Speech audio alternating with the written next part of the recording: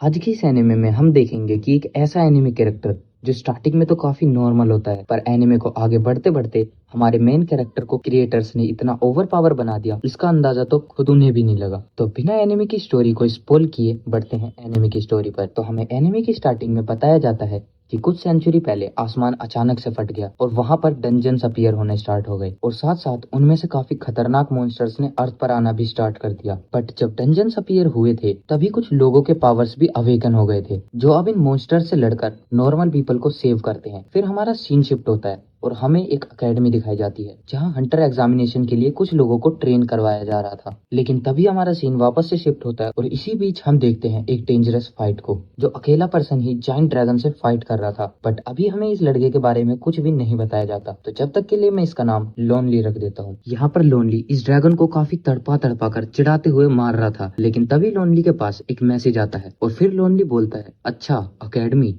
इसे तो मैं जरूर ज्वाइन करूंगा। और फिर लास्ट में लोनली एक फाइनल अटैक के साथ ड्रैगन को मार देता है। फिर हमें यहाँ कुछ पावरफुल लोगों के बारे में बताया जाता है, जिसमें पहला है एटलस, जो फिजिकली बहुत स्ट्रॉन्ग है और खासकर उसकी फीस। सेकंड होता है हुआतुओ, जो एक हीलर है। थर्ड होता है मर्लिन, जो काफी पावरफुल मैजिशियन है। फोर्थ है थियाल्फ, जो लाइट की स्पीड से भी ज्यादा तेज भाग सकता है। फिफ्थ पर होता है सिद्धार्थ गौतम, पता नहीं भगवान कहाँ से आ गए, जिनकी एबिलिटी के बारे में अभी हमें नहीं पता चलता। एंड सिक्स्थ है सन वुकोंग, जो एक ग्रेट सेज है। एंड लास्ट में लोनली, जिसके बारे में अभी भी हमें कुछ नहीं बताया जाता। लेकिन जैसे ही लोनली उस फाइट को खत्म करता है, वो तुरंत अकेडमी की कॉल को पिक कर लेता है और यहाँ हमें अकेडमी का नाम पता चलता है, जो है ट्रांजिशन अकेडमी। अब चैप्टर 1 की स्टार्टिंग में हमें हमारा मेन कैरेक्टर दिखाया जाता है, जिसका नाम किम सियोजोन है, जिसे हम किम कहकर ही बुलाने वाले हैं, और इसकी एज 27 है। फिर हमें बताया जाता है कि किम एक नेचुरल अवेकनर है और किम का जन्म एक पावरफुल स्ट्रेंथ के साथ हुआ था, बट अभी उसे काम करना पड़ रहा है क्योंकि किम के माता पिता की डेथ बचपन में ही हो गई थी और उनका कर्ज भी किम पर ही आ गया। इसलिए किम पिछले 9 साल से मॉन्स्टर्स की बॉडी को कलेक्ट करने का काम कर रहा है और फ्यूचर में किम एक प्रो हंटर बनना चाहता है। फिर किम को 2 लोगों के चिल्लाने की आवाज आती है, जो किम को ही बुला रहे होते हैं, और फिर वो किम से पूछते हैं, क्या तुम अभी भी प्रो हंटर बनने के लिए पैशनेट हो? किम बोलता है, हाँ, मैं बस अभी उसी के लिए पैसे ही जमा कर रहा हूँ, क्योंकि प्रो हंटर की फीस थोड़ी ज्यादा ही है। फिर किम अपने अकाउंट के बैलेंस को देखकर खुश हो रहा होता है, क्योंकि किम के पास $40,000 इकट्ठा हो चुके होते हैं। लेकिन तभी किम के फोन में एक एड आता है, जो ट्रांजिशन अकेडमी का होता है। लेकिन हमें जानने के लिए मिलता है कि किम ने कभी ट्रांजिशन अकेडमी के बारे में सुना भी नहीं है। लेकिन तभी कुछ मैसेजेस और आते हैं और बताते हैं कि ट्रांजिशन अकेडमी अभी शिफ्ट हो रहा है और इस अकेडमी के अंदर पावरफुल और नॉलेजेबल लोग रहते हैं, और हमारे यहाँ से 9th क्लास के स्वॉर्ड मास्टर भी निकलते हैं और 5th क्लास के सेजेस भी। और अगर तुमने भी हमारे अकेडमी को ज्वाइन कर लिया, तुम ट्रांसेंडेड भी बन सकते हो। यहाँ पर किम शॉक होते हुए बोलता है, ये किस तरह का मजाक है, क्योंकि इस अकेडमी की साइट तो बिल्कुल नॉर्मल है, लेकिन इन प्रोफेसर्स के नाम इतने अजीब क्यों है। फिर किम भी सोचता है कि कोई बात नहीं, मैं एक बार विजिट करता हूँ कि आखिरकार ग्रेट हेवन सेज कर क्या रहा है। मैं आप लोगों को बता दूं कि ये ग्रेट हेवन सेज कोई और नहीं बल्कि वही वुकोंग है, जिसे मैंने थोड़ी देर पहले एक्सप्लेन किया था। फिर किम ग्रेट हेवन सेज, जिसे हम पूरे एनिमे में वुकोंग बोलकर ही बुलाने वाले हैं, उसकी वीडियोस को प्ले कर देता है और वीडियो में वुकोंग बोलता है, हेलो, तुम सबसे मिलकर अच्छा लगा। मैं आप लोगों को बता दूं, मेरा नाम सन वुकोंग है और मेरा जो वेपन है वो मेरा स्टाफ है। फिर वुकोंग बोलता है कि देखो, अगर मैं सिर्फ तुम्हें बोलकर बताता हूँ तो तुम्हें कुछ भी समझ नहीं आएगा, मैं तुम्हें करके दिखाता हूँ। फिर वुकोंग बोलता है, सबसे पहले मूवमेंट्स को परफेक्ट करो और अपने स्टाफ को पीछे करो और अपने एनिमी के ऊपर सिंगल पॉइंट पर अटैक कर दो। और फिर हमें दिखाया जाता है कि ये जो अटैक था वो बहुत ही ज्यादा पावरफुल था और जिस माउंटेन पर ये अटैक हुआ था वो तो बिल्कुल गायब ही हो गया। इसे देखकर किम बोलता है, आखिर ये था क्या? ये तो बिल्कुल नामुमकिन है, क्योंकि अगर कोई एस क्लास हंटर भी हुआ उसके लिए भी ये करना काफी ज्यादा मुश्किल होगा। फिर किम के पास एक नोटिफिकेशन आता है कि अगर आपको इसका लेक्चर लेना है तो रजिस्टर पर क्लिक करो। लेकिन जैसे ही किम रजिस्टर पर क्लिक करता है, उसे शो होता है कि यहाँ पर एक एरर आ जाता है, क्योंकि किम अकेडमी का मेंबर नहीं होता। फिर से एक और मैसेज आता है कि आप पहले मेंबरशिप बाय करिए, लेकिन तभी मेंबरशिप फी कैलकुलेट होने लगती है और फाइनल अमाउंट आता है 40,000। पहले किम उसे पास से देखता है और फिर दूर से चिल्लाते हुए बोलता है, ये तो एक स्कैमर है। थोड़ी देर बाद हमें दिखाया जाता है कि एक ओल्ड मैन बोलता है, शायद तुम अकेडमी ज्वाइन करने जा रहे हो, तभी तुम इतने खुश लग रहे हो। वैसे तुम कौन सी अकेडमी में रजिस्टर करवाने जा रहे हो? फिर किम हमें बताता है कि मैंने उसका नाम AR के हंटर अकेडमी सुना है और मैंने ये भी सुना है कि वहाँ के टीचर्स बहुत अच्छे हैं। तब ओल्ड मैन बोलता है कि एक हंटर बनने के बाद तुम मुझे भूल मत जाना और जितने भी मॉन्स्टर्स तुम किल करोगे उनके साफ सफाई का कॉन्ट्रैक्ट तुम मुझे ही देना। कि मन ही मन में सोचता है, ये तो सुनने में काफी ज्यादा अच्छा लग रहा है कि मैं मॉन्स्टर्स को किल करूंगा। लेकिन तभी कोई बोलता है कि अगर तुम्हें हंसना है तो तुम्हें रोने के लिए भी तैयार रहना चाहिए। और तभी हम देखते हैं एक मॉन्स्टर जो ऊपर टंगा हुआ था वो किम के ऊपर गिर जाता है और इसी के साथ हमारा चैप्टर 1 यहीं पर खत्म हो जाता है। तो हेलो एवरीवन, तो प्रीवियस एपिसोड में हमने देखा था कि किम के ऊपर एक मॉन्स्टर गिर जाता है और अब आगे तो उस इंसिडेंट के बाद हमारा सीन एक हॉस्पिटल पर आता है जहां किम का ट्रीटमेंट चल रहा होता है और फिर डॉक्टर किम को बताते हैं कि तुम्हारा पैर फ्रैक्चर हो गया है। और जब किम कंपनी से पैसे मांगता है अपने ट्रीटमेंट के लिए तो कंपनी वाले मना करते हुए कहते हैं कि इसमें हमारी कोई भी गलती नहीं है। लेकिन फिर किम को ही अपने ट्रीटमेंट के पैसे देने पड़ते हैं जिसका टोटल अमाउंट होता है 40,000। और यहाँ पर किम सोच रहा होता है कि मैंने 9 साल तक मेहनत करी और अकेडमी के लिए पैसे जमा किए लेकिन ये सारी मेहनत बेकार हो गई। और ये सब कुछ सोचते सोचते किम को बहुत ज्यादा गुस्सा आ रहा होता है। लेकिन तभी किम के फोन पर एक नोटिफिकेशन की आवाज आती है और मैसेज में लिखा होता है कि ट्रांजिशन एकेडमी की फीस किसी सेल की वजह से कम कर दी गई है। फिर हमें पता चलता है कि किम ने उस दिन के बाद ट्रांजिशन एकेडमी के बारे में ढूंढा था लेकिन उसे ये साइट कहीं पर भी नहीं मिली। पर आज अचानक से ये फिर से सामने आ गई और उसके बाद अमाउंट फी कैलकुलेट होने लगती है और अमाउंट आता है 3,000। तो किम सोच रहा होता है कि जब मेरे पास 40,000 थे तब इसने मुझसे 40,000 रुपये मांगे थे और जब अब मेरे पास 3,000 ही बचे हुए हैं तो ये मुझसे 3,000 रुपये ही मांग रहा है। लेकिन किम बोलता है कि अब मैं एक बार इसे ट्राई कर ही लेता हूँ। और जब किम रजिस्ट्रेशन पर क्लिक करता है तो जो 3,000 रुपीज किम के अंकल उसे अभी देकर गए थे वो अचानक से हवा में उड़कर गायब होने लगते हैं। और फिर किम के मोबाइल पर नोटिफिकेशन आता है कि आप सक्सेसफुली ट्रांजिशन एकेडमी के मेंबर बन चुके हैं।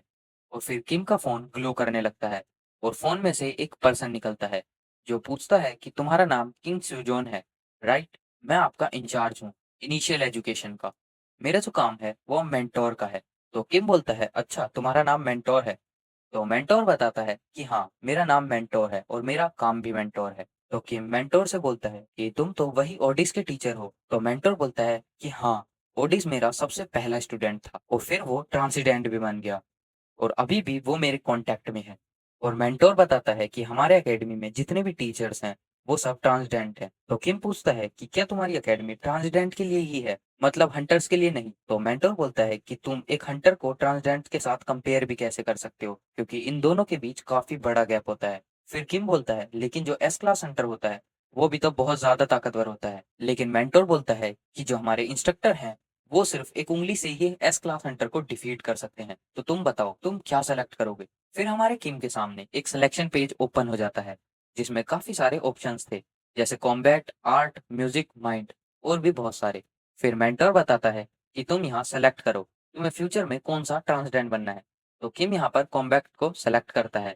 और फिर क्वेश्चन 2 होता है कि तुम्हारी स्ट्रेंथ कितनी है। तो किम बोलता है मेरे पास इसका आंसर नहीं है। तो मेंटर पूछता है अच्छा तुम पंच से माउंटेन को क्रश कर सकते हो? किम मना कर देता है। तो मेंटोर बोलता है कि तुम माउंटेन को एक स्ट्राइक में खत्म कर सकते हो?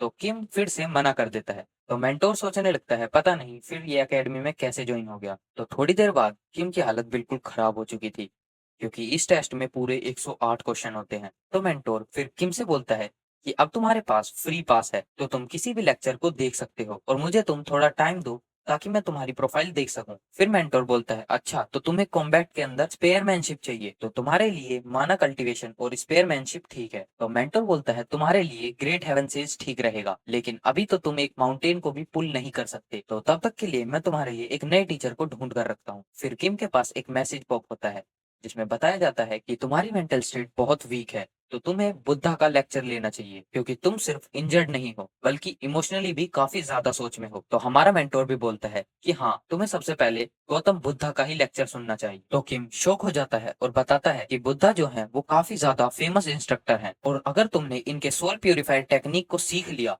तो तुम इससे काफी ज्यादा पैसे भी कमा सकते हो। किम के पास मैसेज पॉप होता है कि अगर आप लेक्चर लेना चाहते हो तो रजिस्टर पर क्लिक करो। तो इस मैसेज में अनवियरिंग हर्ट लिखा रहता है। तो किम इसके बारे में मेंटोर से पूछता है तो मेंटोर बताता है कि जो अनवियरिंग हर्ट है ट्रांसजेंडर बनने के लिए काफी ज्यादा जरूरी होता है। और फिर हम देखते हैं कि मेंटोर किम से बोलता है पहले मैं तुम्हारे इस प्रोफाइल को एनालाइज करूंगा और फिर मैं वापस आ जाऊंगा। और इतना बोलते ही मेंटोर गायब हो जाता है। फिर किम भी लेक्चर अटेंड करने लगता है और गौतम बुद्धा सबसे पहले पूछते हैं कि तुम्हें क्या लगता है कि ये दुनिया कहाँ एग्जिस्ट करती है। और किम सोच रहा होता है कि क्या ये सच में गौतम बुद्धा है। और यहाँ लेक्चर स्टार्ट होता है जहाँ गौतम बुद्धा बोलते हैं कि हम खुद को कभी भी दूसरों के साथ कंपेयर नहीं कर सकते। और देखते ही देखते किम अपनी सोल के अंदर ही बुद्धा की इमेज को बना लेता है और इतना करते ही एक मैसेज पॉप होता है जहाँ बताया जाता है कि किम ने बुद्धा के लेक्चर को 0.06% समझ लिया है। और फिर हमारा टाइम स्केप होकर एक हफ्ते बाद का सीन दिखाया जाता है, जहाँ डॉक्टर किम से बोल रहे होते हैं, तुम्हारी रिकवरी स्पीड तो इनक्रेडिबल है, माना कि तुम एक अवेकनर हो, पर ये फिर भी काफी फास्ट रिकवरी है। तो किम सोच रहा होता है कि ये कोई इमेजिनेशन नहीं है, क्योंकि इस रिकवरी में बुद्धा लेक्चर मेरे बहुत काम आया है। लेकिन फिर डॉक्टर बोलते हैं, अगर तुम्हें नहीं पता कि ये रिकवरी कैसे हुई तो तुम एक हफ्ते के लिए रेस्ट कर सकते हो। और फिर यहाँ पर किम भी इस बात के लिए एग्री कर जाता है, और किम सोच रहा होता है कि ट्रांजिशन एकेडमी तो मेरे लिए काफी अच्छी डील रही। तो किम यहाँ पर बोल रहा होता है कि अब मैं अपनी बॉडी को भी मूव कर सकता हूँ, तो मैं चिरोन के लेक्चर को भी सुन सकता हूँ। और जैसे ही लेक्चर स्टार्ट होता है और हमें एक पर्सन दिखाया जाता है जो बोलता है, तुमसे मिलकर अच्छा लगा, मेरा नाम चिरोन है। और फिर हमें चिरोन के बारे में बताया जाता है, जिसका आधा शरीर ह्यूमन का है और आधा शरीर घोड़े। और फिर लेक्चर स्टार्ट हो जाता है, जहाँ चिरोन बोलता है, जो भी मैं तुम्हें सिखाऊंगा तुम्हें उसे कॉपी में नोट कर लेना है, और सबसे पहले तुम उठो बिच, चिरोन चिल्लाते हुए बोलता है, जिस वजह से तो किम भी डर जाता है और एक मैसेज पॉप होते हुए बताता है कि आपका जो करंट स्टेट है उसके अकॉर्डिंग तुम्हें एक टास्क मिलने वाला है। और फिर हमें टास्क की पूरी लिस्ट दिखा दी जाती है। जो डेली टास्क होता है उसमें 30 kilometre running, 1000 squats, 300 pushups, 300 sit-ups और 150 पुलअप्स होते हैं। तो किम बोलता है कि अभी डॉक्टर ने मुझे एक हफ्ते के रेस्ट के लिए बोला है, तो ये डेली टास्क मैं बाद में करूंगा, और तब तक के लिए मैं बुद्धा का लेक्चर सुन लेता हूँ। लेकिन स्क्रीन में एरर आता रहता है और बताया जाता है कि जब तक तुम अपना टास्क कंप्लीट नहीं करते तब तक तुम किसी और लेक्चर को नहीं सुन पाओगे। और फिर किम की नजर मेंबरशिप के एक्सपायरी पर पड़ती है, जहाँ सिर्फ 83 डेज ही रिमेनिंग होते हैं। तो किम सोचता है कि मेरे पास स्ट्रॉन्ग बनने के लिए ज्यादा टाइम नहीं, तो मैं इन्हें बिल्कुल भी वेस्ट नहीं कर सकता। और यहाँ किम खुद से ही बात करते हुए बोल रहा होता है कि मेरे पास एक्सरसाइज करने का कोई रीजन तो नहीं है, पर मैं प्रो हंटर बनना चाहता हूँ, तो इसके लिए मुझे स्ट्रॉन्ग बनना ही पड़ेगा। और हम देखते हैं कि किम पुशअप करना स्टार्ट कर देता है और बोल रहा होता है कि आखिरकार मेरी 9 साल की मेहनत सफल हुई, और वो 300 पुशअप्स कंप्लीट कर लेता है। और जैसे किम नेक्स्ट एक्सरसाइज देखने के लिए अपने टैब को ओपन करता है, उसे पता चलता है कि पुशअप्स तो सिर्फ 81 ही काउंट हुई हैं। तो किम फिर अच्छे से पुशअप्स करने लगता है और बताता है कि जब तक तुम अच्छे से पुशअप नहीं लगा लेते तब तक ये काउंट नहीं होगी। फिर किम हर टास्क को बिल्कुल प्रॉपरली करने लगता है, और देखते ही देखते वो 300 पुशअप्स, 100 पुलअप्स, 300 सिटअप्स, 1000 स्क्वाट्स, और भागते भागते किम सोचने लगता है कि इस तरह की ट्रेनिंग का कोई सेंस नहीं बनता। और एंड में किम 30 किलोमीटर भी रनिंग कंप्लीट कर लेता है, और फिर मैसेज भी आ जाता है कि आपने टास्क को कंप्लीट कर लिया है। और किम सड़क पर ही लेटकर बोलने लगता है, ये तो बिल्कुल पागलपन है, ये कोई कैसे कर सकता है, वो भी रोज। तो काफी सारे आसपास के लोग भी किम को देखने लगते हैं। फिर हमारा सीन शिफ्ट होता है, किम कहीं पर आया होता है, जहाँ ग्रैनी बोलती है, अच्छा तो तुम यहाँ पर आ गए, पर अभी हमें इनके बीच का रिलेशन नहीं बताया जाता। तो ग्रैनी जिम से पूछती है, क्या तुमने अभी एक्सरसाइज करनी स्टार्ट करी है, क्योंकि तुम्हारी बॉडी काफी अच्छी दिख रही है। तो किम भी इस बात से एग्री करता है। तभी हमें टीवी पर एक न्यूज दिखाई जाती है, जहाँ पर मरे हुए मॉन्स्टर्स की डिलीवरी होती है। उस प्लेस पर लेवल 4 और लेवल 5 के मॉन्स्टर्स ने अटैक कर दिया, और ये हादसा काफी बड़ा था और इसमें काफी सारे लोगों की जान भी जा सकती थी। पर सही समय पर वहाँ पर हंटर्स आ गए और उन्होंने लोगों की जान बचा ली, और ये हंटर्स गोन अकेडमी के हंटर्स थे। तो फिर ग्रैनी बोलती है कि किम, तुम भी तो एक अवेकनर हो, मतलब तुम भी एक हंटर हो, और थोड़े टाइम बाद तुम भी टीवी में आने लगोगे। तभी हमें किसी पर्सन की आवाज आती है जो बोल रहा होता है, तुम्हें क्या लगता है कि कोई भी एरा गैरा आएगा और टीवी में आने लगेगा? तो ग्रैनी बोलती है, वैसे अब काफी सारी चीजें चेंज हो चुकी हैं। फिर वो अंकल बोलता है, तुम तो अभी एक स्टूडेंट हो और अभी तक तुम एक कैंडिडेट भी नहीं हो, मतलब तुम अभी किसी अकेडमी में भी नहीं हो और तुम सिर्फ एक्सरसाइज ही कर रहे हो, तो इससे अच्छा है कि तुम भी गिव अप ही कर दो एक हंटर बनने के लिए। और ये सब सुनकर किम को गुस्सा आने लगता है। तो ग्रैनी बोलती है कि तुम्हें ऐसे किसी को भी नहीं बोलना चाहिए। तो अंकल बोलता है, मैंने तो उसे एक एडवाइस दी है। तो किम बोलता है कि मैं अपने डिसीजन खुद ले सकता हूँ, तो मुझे तुम्हारी एडवाइस की कोई भी जरूरत नहीं है। और इतना बोलकर किम उस जगह से बाहर आ जाता है। फिर हमारा सीन शिफ्ट होता है और हमें दिखाया जाता है जो बोल रहा होता है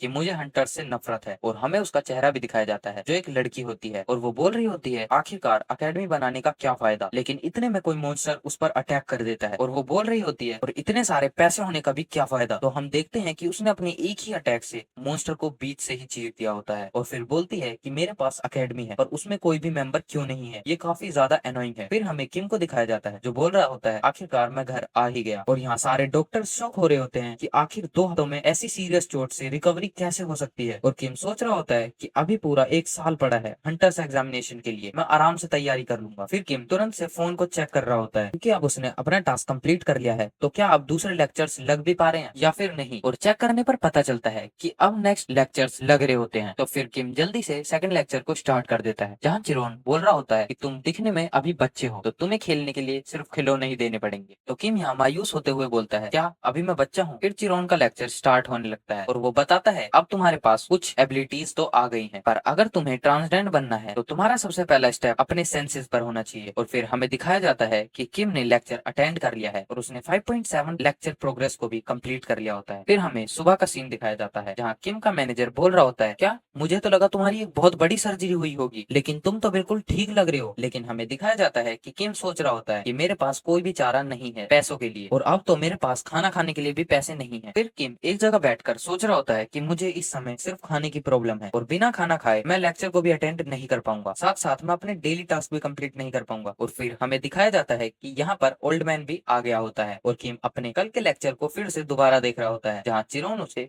5 सेंसेस के बारे में बता रहा होता है। साथ साथ हमारे पास एक ऐसा मेथड भी है जिससे तुम अपनी प्रोग्रेस को अच्छे से बढ़ा सकते हो, और वो कुछ और नहीं बल्कि तुम्हारे अंदर छुपी एक शक्ति है जो है सिक्स्थ सेंस। और वहाँ ओल्ड मैन आकर बोलता है, हे तुम तो काफी जल्दी वापस आ चुके हो। लेकिन हमारा हीरो मतलब किम उसे डॉज कर लेता है। लेकिन इसे देखने के बाद किम और ओल्ड मैन दोनों ही काफी ज्यादा शॉक हो जाते हैं। और फिर ओल्ड मैन चौंकते हुए बोलता है, हे तुमने डॉज कैसे किया? क्या तुम्हारे पीछे भी आंखें हैं? और अगर तुम यहाँ पर खाली ही बैठे हो तो तुम जाकर काम क्यों नहीं करते? लेकिन थोड़ी देर बाद ओल्ड मैन बोलता है, हे क्या 200 केजी थोड़ा ज्यादा नहीं हो गया? लेकिन किम को इस वेट से कोई भी फर्क नहीं पड़ रहा होता है और यहाँ ओल्ड मैन शॉक हो रहा होता है। लेकिन किम यहाँ पर खुद को थोड़ा पावरफुल महसूस कर पा रहा था और साथ साथ सोच रहा होता है, क्या मैं अपना डेली टास्क अभी कंप्लीट कर लूं कि मेरे पास बाद में टाइम नहीं बचता। तो किम यहाँ पर एक स्कॉट करता है और देखता है क्या ये मैंने परफेक्ट किया है और क्या ये काउंट भी होगा या फिर नहीं। लेकिन किम स्क्रीन पर देखकर हैरान हो गया होता है क्योंकि ये एक स्क्वाड का काउंट इस वेट की वजह से 3 हो गया है। तो किम ये देखकर बहुत खुश हो रहा होता है। लेकिन ओल्ड मैन पीछे से आवाज लगाकर बोल रहा होता है कि अब ब्रेक हो चुका है तो तुम भी रेस्ट कर लो। लेकिन हमारा किम तो अलग ही खुशी मना रहा होता है और वो चिल्लाकर बोलता है, मुझे और वेट चाहिए। पर ओल्ड मैन बोल रहा होता है कि ये कुछ ज्यादा नहीं हो गया। हम देखते हैं कि किम ने बहुत सारे मॉन्स्टर्स के टुकड़ों को भी उठा लिया है और फिर उन्हीं के साथ एक्सरसाइज भी करनी स्टार्ट कर दी और खुश होते हुए बोल रहा होता है कि ऐसे मेरे टास्क जल्दी कंप्लीट हो जाएंगे। और यहाँ ओल्ड मैन गुस्सा करते हुए बोल रहा होता है कि इस तरह तुम खुद को नुकसान पहुंचा लोगे। लेकिन किम अपने सारे टास्क ऐसे ही कंप्लीट कर लेता है और फिर रात को घर आने पर बोलता है कि ऐसे तो मैं जल्दी से डेली टास्क कंप्लीट कर लूंगा, पर इसमें थोड़ी ज्यादा मेहनत लगती है। और फिर किम आज के टास्क चेक करता है कि ये कंप्लीट हुए भी या फिर नहीं, पर सारे टास्क कंप्लीट हो चुके हैं। फिर ये सोचने लगता है कि आज मैंने अपने टास्क बहुत ज्यादा ही जल्दी कंप्लीट कर लिए और मेरा नेक्स्ट लेक्चर भी 10 बजे है। तो ऐसे तो काफी सारा वेस्ट ऑफ टाइम है, पर मैं ऐसे टाइम को वेस्ट नहीं होने दे सकता। तब तक के लिए क्यों ना मैं अपने फ्री पास से जो भी लेक्चर चल रहा होता है उसे देख लूं। तो किम देखता है एक लेक्चर अभी चल रहा होता है और उसका टाइटल होता है कि आप स्ट्रॉन्ग हो जाओगे, कि आप एक माउंटेन को भी हिला सकते हो। जो इस लेक्चर का इंस्ट्रक्टर होता है वो होता है श्यांग यू और हम इसे श्यांग करके ही बुलाने वाले हैं। और हमें श्यांग के बारे में बताया जाता है कि ये एक हीगा मैन श्यांग किंग है और इसका भी ओवर पावर है। तो किम सोचता है कि ये कुछ बुरा भी नहीं है और वैसे भी ये फ्री का है, तो फ्री का तो जो भी मिल जाए वो सब अच्छा ही होता है। तो फिर श्यांग यू बोलता है, अच्छा तो तुम्हें स्पेयर सीखना है। और किम को बोल रहा होता है कि तुम जैसे ट्रैश जिसे बेसिक भी नहीं आता वो स्पेयरमैनशिप सीखेगा। और इतना सुनकर किम उदास हो जाता है और बोल रहा होता है ये तो बिल्कुल मुंह पर ही बेइज्जती मार रहा है। कुछ लोग सोच रहे होंगे इसे तो गुस्सा आ जाना चाहिए था बेइज्जती होने पर, मुझे भी स्टार्टिंग में कुछ ऐसा ही लगता था। लेकिन श्यांग यू बोलता है, अच्छा अगर तुम्हें सच में सीखना है तो मैं तुम्हें सिखा देता हूँ। तो सबसे पहले तुम ये सीखो कि स्पेयर को पकड़ते कैसे हैं और अपनी बॉडी को स्ट्रॉन्ग करो और अपने सेंसेस को भी काफी ज्यादा शार्प करो और फिर उसके बाद मेरे पास आना। और फिर यहाँ पर श्यांग यू का लेक्चर खत्म हो जाता है और स्क्रीन पर एक टास्क आ जाता है, स्पेयर को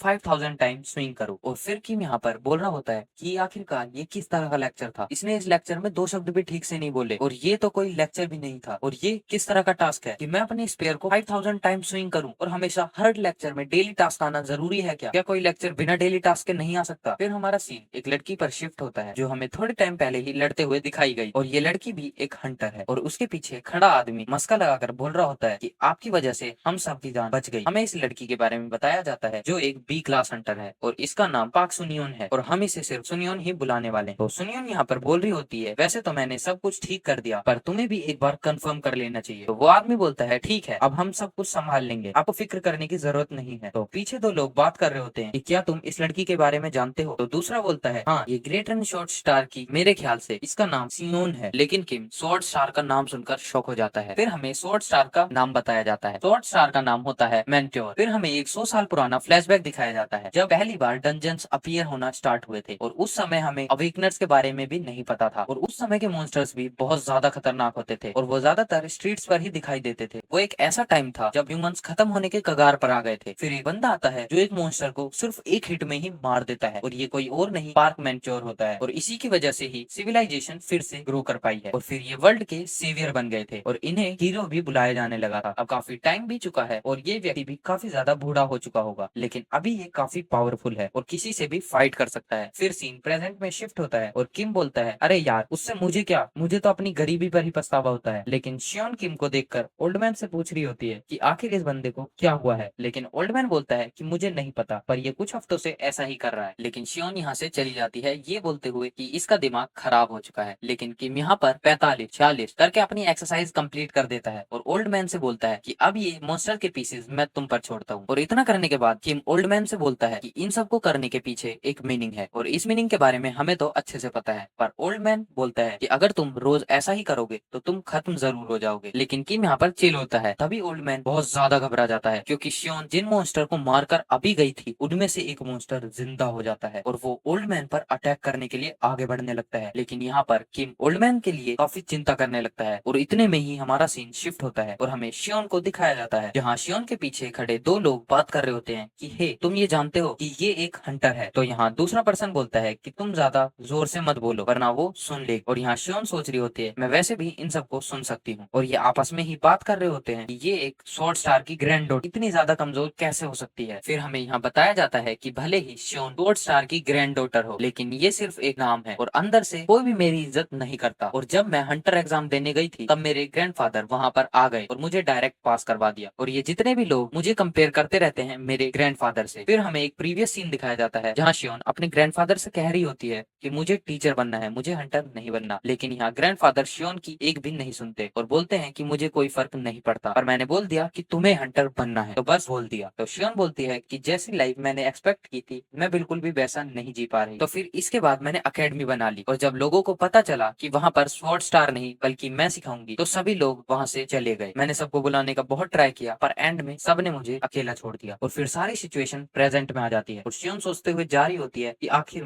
मैं एक ऐसा पर्सन कहाँ से ढूंढूं जो मेरे नाम से अकेडमी में आए। लेकिन हम देखते हैं कि एक ओल्ड मैन सबको चिल्लाते हुए भगा रहा होता है और बोलता है यहाँ पर मॉन्स्टर्स का अटैक हो गया है। और ये सुनकर तो शियोन भी हैरान हो जाती है, और हमारा सीन वापस किम पर शिफ्ट होता है, जहाँ किम सोच रहा होता है कि ये मरा हुआ मॉन्स्टर आखिरकार जिंदा कैसे हो गया। और यहाँ ओल्ड मैन चिल्लाकर किम से बोल रहा होता है कि जल्दी करो और यहाँ से भाग जाओ, मेरी चिंता मत करो, तुम यहाँ से चले जाओ। यहाँ किम सोचता है कि एक नॉर्मल पर्सन मॉन्स्टर को नहीं हरा सकता, और एक अवेकनर भी जब तक मॉन्स्टर को नहीं हरा सकता जब तक उसके पास माना ना हो। और सबसे बड़ी बात, ये एक 2 स्टार मॉन्स्टर है और इसे हराने के लिए भी एक प्रो हंटर होना चाहिए। अगर शियोन यहाँ पर होती तो वो इसे हरा देती, पर अभी पता नहीं वो कहाँ चली गई, और अब मैं क्या करूँ। और मैं अभी इतना पावरफुल नहीं हूँ कि मैं इसे हरा सकूं, पर किसी न किसी को तो कुछ करना पड़ेगा ताकि ओल्ड मैन की जान बच सके। लेकिन वो होगा कौन? किम इतना सोच ही रहा होता है कि इतने में मॉन्स्टर अटैक करने लगता है। फिर किम भी साइड में पड़ी हुई रोड को उठाकर मॉन्स्टर पर अटैक कर देता है, लेकिन मॉन्स्टर इसे इजीली डॉज कर लेता है। पर किम मॉन्स्टर को ओल्ड मैन से दूर कर देता है और ओल्ड मैन से बोलता है कि तुम जल्दी से यहाँ से चले जाओ। फिर ओल्ड मैन किम से बोलता है चलो हम दोनों साथ में यहाँ भाग जाते हैं। लेकिन किम बोलता है कि अगर हम दोनों भागने लगे तो इस मॉन्स्टर का ध्यान कौन भटकाएगा। और हम यहाँ देख पा रहे होते हैं कि किम भी इन सब की वजह से कांप रहा होता है, और किम मन में ही सोच रहा होता है कि मुझे इसे तब तक भटकाना पड़ेगा जब तक कोई प्रो हंटर यहाँ पर नहीं आ जाए। और मन मन में सोच रहा होता है मुझे घबराना नहीं है, हेजिटेट नहीं करना, क्योंकि ये किम का फर्स्ट टाइम होता है। लेकिन तभी किम के माइंड में सिद्धार्थ गौतम का पीस वाला लेक्चर स्टार्ट हो जाता है, और किम को ऐसा लगने लगता है कि जैसे वो किसी और डायमेंशन में ही आ गया हो। और फिर किम और भी बहुत कुछ लेक्चर में सुनने लगता है, और फिर सोचता है कि बस मुझे अपने इमोशंस पर काबू पाना होगा। लेकिन इतने में ये मॉन्स्टर किम पर अटैक कर देता है, और फिर किम भी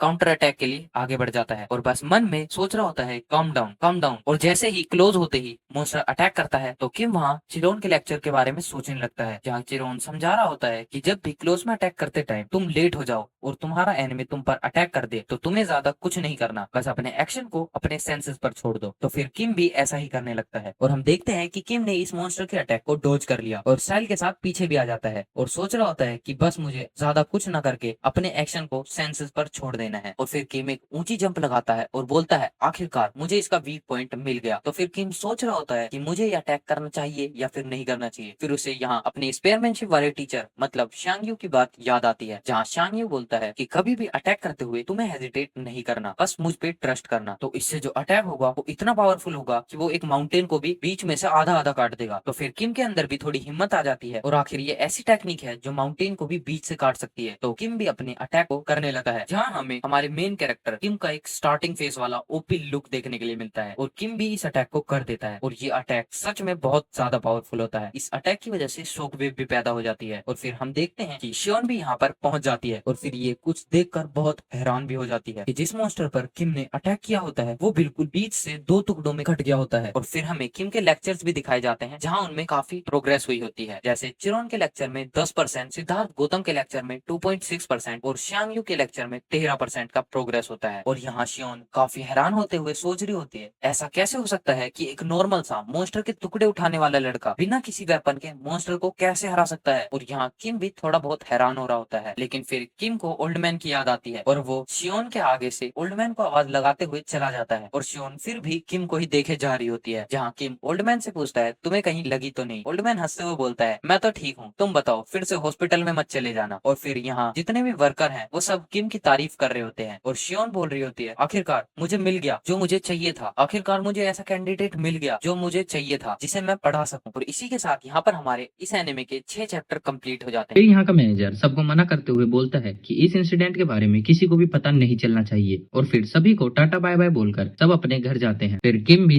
घर जाते समय अपने फोन को चेक करते हुए जा रहा होता है और ये देखकर बहुत ज्यादा शौक हो जाता है कि उसके सभी लेक्चर्स की प्रोग्रेस इंक्रीज हो गई है। और यहाँ किम सोच रहा होता है कि आज से पहले मैंने इतनी प्रोग्रेस कभी नहीं की, जबकि मैं लेक्चर भी देखता था तब भी मुझे काफी कम स्कोर मिलता था और आज जब ये फाइट हुई है तो इसमें मेरे लेक्चर पॉइंट्स काफी ज्यादा इंक्रीज हो गए हैं। और अब मेरे को समझ में आ चुका है कि अगर मुझे अपनी प्रोग्रेस को इंक्रीज करना है तो मुझसे जितना हो सके मॉन्स्टर से फाइट करनी है। लेकिन मैं ऐसा कैसे कर सकता हूँ क्योंकि मैं तो अभी एक हंटर भी नहीं हूँ और इस वजह से मैं किसी डंजन में भी नहीं जा सकता। और ऐसा लगता है कि अब मुझे पैसे जमा करने ही पड़ेंगे ताकि मैं हंटर एकेडमी के एग्जाम को दे सकूं। और यहाँ किम को किसी के बुलाने की आवाज आती है और शियोन किम के पीछे ही खड़ी होती है। तो वो किम से बोलती है कि अगर तुम्हारे पास थोड़ा सा टाइम हो तो क्या हम बात कर सकते हैं। फिर किम सोच रहा होता है कि ये तो वही शियोन है जो स्वॉर्ड स्टार की ग्रैंड डॉटर है, लेकिन ऐसी लड़की को मेरे से क्या काम हो सकता है। फिर किम शियोन से बोलता है अच्छा तुम जो बोलना चाहती हो जल्दी से बताओ। फिर शियोन बोलती है अच्छा मैं तुमसे सीधे सीधे बोलती हूँ, क्या तुम मेरे ग्रैंडफादर से मिलना चाहते हो। और फिर किम यहाँ सिग्मा मेल बनकर बोलता है नहीं मुझे नहीं मिलना, मुझे इससे क्या मिलेगा। फिर शियोन बोलती है हाँ मुझे लगा ही था कि तुम पक्का हाँ ही बोलोगे। फिर शियोन का दिमाग काम करने लगता है और चौंक कर बोलती है क्या इसने अभी मना करा। तो फिर शियोन किम को बार बार मना रही होती है और किम इस पे बिल्कुल भी ध्यान नहीं दे रहा होता। किम बस मन में सोच रहा होता है कि जल्दी से मुझे घर चलकर अपने लेक्चर को कंप्लीट करना है। और किम लास्ट बार शियोन से बोलता है तो तुम मुझे फाइनल बताओ कि तुम मुझसे क्या चाहती हो। और हमें बताया जाता है कि आज से पहले शियोन इतनी फ्रस्ट्रेटेड कभी नहीं हुई। तो शियोन किम से बोलती है कि मैं चाहती हूँ कि तुम मेरी अकेडमी में आ जाओ। तो किम बोलता है अच्छा तो तुम ये चाहती हो, पर मैंने तो सुना है कि तुम्हारी अकेडमी में एक भी मेंबर नहीं है। यहाँ शियोन भी सोच रही होती है यार ये तो बिल्कुल इनडायरेक्टली मेरी बेइज्जती हुई। और यहाँ शियोन सोचती है कि ये बिल्कुल अजीब सी ट्रेनिंग करता रहता है और आज इसने 4 स्टार मॉन्स्टर को भी इतने इजीली मार दिया, जबकि मॉन्स्टर को हराने के लिए एक प्रो हंटर चाहिए होता है। लेकिन मुझे पता है कि ये भी एक हंटर बनना चाहता है, लेकिन ये मुझे बता नहीं रहा। और शियोन फिर किम से बोलती है जो जो तुम चाहते हो वो हम करेंगे, और तो और हमारे पास काफी अच्छे से अच्छे इक्विपमेंट्स और वेपन्स भी हैं। अभी हमारे पास अच्छा इंस्ट्रक्टर नहीं है तो मैं तुम्हारे लिए भी एक अच्छा सा इंस्ट्रक्टर ढूंढ लूंगी। लेकिन इन सब के बाद भी किम मना कर देता है। फिर शियोन काफी सीरियस होते हुए बोलती है चलो ठीक है, अगर तुम चाहते हो तो मेरे ग्रैंडफादर तुम्हें पढ़ाएंगे। और फिर किम बोलता है नहीं मुझे तुम्हारे ग्रैंडफादर से नहीं सीखना। तो शियोन सोचती है कि ये आखिर कैसा बंदा है जो स्वॉर्ड स्टार से भी टीचिंग नहीं लेना चाहता। तो शियोन मन में सोच रही होती है कि नहीं मैं इसे ऐसे जाने नहीं दे सकती। फिर ये किम से बोलती है तुम्हारे हिडन टेस्ट के क्या प्लान्स है। तो किम यहाँ बोलता है कि तुम्हें इससे कोई भी लेना देना नहीं है। फिर शियोन बोलती है कि तुम काफी अच्छी फाइट करते हो और मॉन्स्टर्स को भी काफी इजीली हरा देते हो, पर अभी तुम एक हंटर नहीं हो तो तुम रेड में नहीं जा सकते। फिर किम भी बोलता है अगर मैं तुम्हारे हंटर अकेडमी में आ जाता हूँ तो क्या तुम मुझे टेम्परेरी लाइसेंस दिला सकती हो, और वैसे भी जिस अकेडमी के पास गवर्नमेंट अथॉरिटीज हैं ये सिर्फ वही कर सकते हैं। तो शियोन बोलती है हाँ हमारे पास ये अथॉरिटीज हैं और हम तुम्हें टेम्परेरी लाइसेंस भी दिला सकते हैं जिससे तुम इजीली रेड करने भी जा सकते हो। ये सुनकर किम थोड़ा स्लो चलना स्टार्ट कर देता है और शियोन बोलती है ये स्लो हो गया है, बस मुझे थोड़ा और फोर्स करना है ताकि ये अकेडमी में आ जाए। तो शियोन बोलती है ठीक है तुम ये चाहते हो कि तुम्हें कोई भी ट्रेनिंग ना दे, तुम अलग अलग जगह पर अपनी ट्रेनिंग कर सकते हो और हम तुम्हें फी के लिए भी फोर्स नहीं करेंगे। अगर तुम्हें फीस देनी हो तो देना वरना मत देना। तो किम पलट कर बोलता है इस जगह पर कोई भी इतना दयावान तो नहीं है कि ये सब कुछ वो फ्री में करे, तो तुम मुझे बताओ कि इससे तुम्हारा क्या फायदा है। तो शियोन बताती है कि मैं चाहती हूँ कि तुम प्रो हंटर का एग्जाम देने से पहले जो 7 कंपटीशन हो रहा है वहाँ पर अपनी अकेडमी के नाम पर जाओ, और अगर तुम वहाँ जाओगे तो प्लीज वहाँ हमारी अकेडमी का नाम जरूर से बोलना। तो किम सोचता है कि ये इतना भी बुरा नहीं है। तो फिर किम शियोन से बोलता है कि मुझे बताओ कि तुम ऐसा क्यों चाहती हो कि मैं वहाँ पर जाऊँ। तो शियोन बोलती है कि मैंने देखा है कि तुम्हारे अंदर बहुत अच्छा पोटेंशियल है। तो किम मन में बोलता है ये इतना बुरा ऑफर तो नहीं है और ये इतनी बुरी लड़की भी नहीं है। तो किम अपना हाथ आगे बढ़ाते हुए बोलता है मेरा नाम किम शियोजोन है। इसका मतलब किम ने अकेडमी के लिए हाँ बोल दिया है। तो शियोन बोलती है मेरा नाम है पाक सुनियोन। फिर हमें अगले दिन का सीन दिखाया जाता है जहाँ किम के फोन पर कॉल आ रही होती है। किम कॉल को पिक करता है तो ओल्ड मैन बोलता है किम जो हमारा मैनेजर है उसने कल रिजाइन दे दिया है, क्या तुम्हें इस बारे में कुछ पता है। तो किम मना कर देता है और सोचने लगता है कि शायद ये सब कल के इंसिडेंट की वजह से होगा। फिर किम एक अकेडमी के पास पहुंच जाता है जहाँ शियोन उसका इंतजार कर रही होती है, और यहाँ शियोन किम को हंटर अकेडमी का टेम्परेरी लाइसेंस बनाकर दे देती है। और किम मन में सोचने लगता है कि मुझे तो लगा था इसमें थोड़ा टाइम लगने वाला है, पर इसने तो सच में काम बहुत ज्यादा जल्दी करवा दिया, और अब ये मेरा फर्स्ट स्टेप है अपने ड्रीम को पूरा करने के लिए, और आगे आगे देखना होता है क्या। तो फिर किम शियोन से पूछता है कि तुम मुझे बताओ डंजन रेड कैसे करते हैं, पर शियोन उसे मना कर देती है और बोलती है पहले तुम इन वेपन्स में से एक वेपन को सिलेक्ट कर लो और फिर हम चलेंगे डंजन रेड करने के लिए। फिर हमें सीधा डंजन का सीन दिखाया जाता है जहाँ किम चूहे जैसे मॉन्स्टर्स को मार रहा होता है, और किम बोलता है कि तुम मुझे ये बताओ कि तुम मुझे डंजन के अंदर भी फॉलो क्यों कर रही हो। फिर शियोन बोलती है कि मैं तुम्हें फॉलो क्यों ना करूं, क्योंकि तुम एक ही बंदे हो जो हमारी अकेडमी में हो, अगर तुम्हें कुछ हो जाए तो मैं क्या करूंगी। फिर शियोन बोलती है कि तुम्हें तो काफी खुश होना चाहिए कि मैं तुम्हारे साथ आ रही हूँ, तुम अपनी सेफ्टी का ध्यान रखना, चाहे ये एक लो क्लास डंजन ही क्यों ना हो। और किम यहाँ सोच रहा होता है कि ये डंजन काफी सही है अपने एक्सपीरियंस को बढ़ाने के लिए, भले ही ये 2 स्टार डंजन ही क्यों ना हो। लेकिन तभी एक मॉन्स्टर किम के पीछे से अटैक कर देता है। किम इसे इजीली डॉज कर लेता है और अपने स्पेयर से उस पर अटैक भी कर देता है, और मन में सोच रहा होता है ये एबिलिटी काफी सही है माना यूज ना करने वालों के लिए। और इस सब को करने के साथ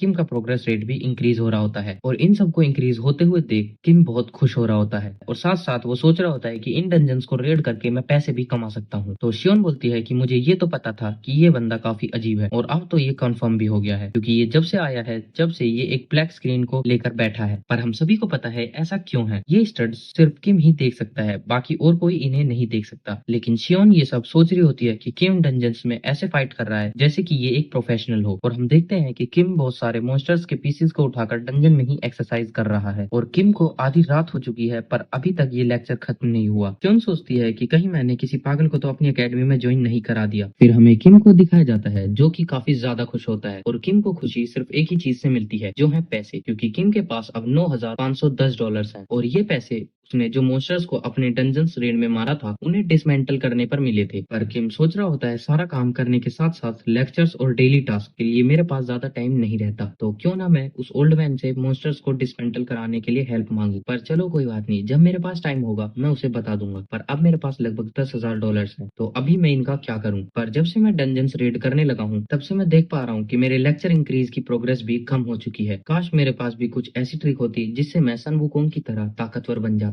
लेकिन तभी किम कुछ सोचता है और बोलता है पहले मेरे पास सन वुकोंग के लेक्चर को अटेंड करने के लिए पैसे नहीं थे, पर अब तो मेरे पास पैसे भी हैं। तो किम वुकोंग के लेक्चर पर रजिस्टर पर क्लिक करता है तो देखता है कि ये फीस 27 मिलियन है। तो पहले किम इसे ठीक से पढ़ता है और चिल्लाते हुए बोलता है 27 मिलियन, इसमें तो मैं पूरा बिक जाऊंगा। और फिर किम यहाँ पर थोड़ा सा उदास हो जाता है और बोलता है ये तो बिल्कुल पागलपन है, इतने ज्यादा पैसे मैं कहाँ से इकट्ठे कर पाऊंगा। और फिर उसके बाद वो देखता है कि कम से कम मैं क्लास नहीं ले सकता, तो क्या यहाँ पर स्टोर में कुछ अच्छे आइटम्स होंगे जिन्हें मैं खरीद सकूं। उसके बाद किम यहाँ के स्टोर को चेक करने लगता है, और इस स्टोर के अंदर अच्छे अच्छे इक्विपमेंट्स भी पड़े हुए होते हैं। तो किम यहाँ पे सोचने लगता है क्या ये अर्थ के हिसाब से एकदम अच्छे इक्विपमेंट्स हैं, जबकि मुझे इक्विपमेंट्स की नॉलेज नहीं है, फिर भी ये बहुत अजीब से ही इक्विपमेंट्स हैं। और क्या ये इक्विपमेंट सच में ट्रेनिंग का ही पार्ट है। और भले ही मुझे इतनी ज्यादा नॉलेज ना हो, बट मुझे इतना तो पता है कि कौन सा वेपन ज्यादातर पावरफुल है और कौन सा वेपन एकदम बेकार है। पर जहां तक मैं देख पा रहा हूँ ये सारे के सारे इक्विपमेंट्स ट्रांसडेंट के थ्रू ही बनाए गए हैं, और ऐसा कोई पागल बंदा ही होगा जिसे ये ट्रांसडेंट के बने हुए इक्विपमेंट्स मिल रहे हैं बट वो इन्हें ना ले। और फिर यहाँ पर किम भी एक स्पेयर पर परचेज क्लिक कर देता है, बट अभी हमें नहीं बताया गया कि किम ने उसे परचेज किया भी है या फिर नहीं। और फिर हमें सीधा अगले दिन का सीन दिखाया जाता है जहाँ पर किम की आवाज आ रही होती है 72, 73। शियोन उसे देखती है, वो काफी ज्यादा मेहनत से पुशअप्स लगा रहा होता है, और फिर शियोन उससे भी बोलती है कि क्या बात है आज तो तुम बहुत ज्यादा ही मेहनत कर रहे हो। बट किम यहाँ पर बोलता है कि मुझे लगा ही था कि इसकी एक्चुअल प्राइस 1 मिलियन से ऊपर ही होगी। और फिर हमें उस स्पेयर का प्राइस दिखाया जाता है जो कि 1 लाख थी। और फिर किम ये सोच रहा होता है कि ये तो बिल्कुल नाइंसाफी है, मेरे जैसे गरीब आदमी के पास इतने पैसे कहाँ से आएंगे। और किम यहाँ पर सोचने लगता है कि आखिरकार ये सब पैसों पर ही खत्म क्यों होता है। अगर मेरे पास पैसे नहीं हुए तो ना ही मैं कुछ स्टोर से परचेज कर सकता हूँ और ना ही मैं ग्रेट सन वुकोंग का लेक्चर भी लगा सकता हूँ। फिर पीछे से शियोन उसे आवाज लगाती है जहाँ पर वो बोलती है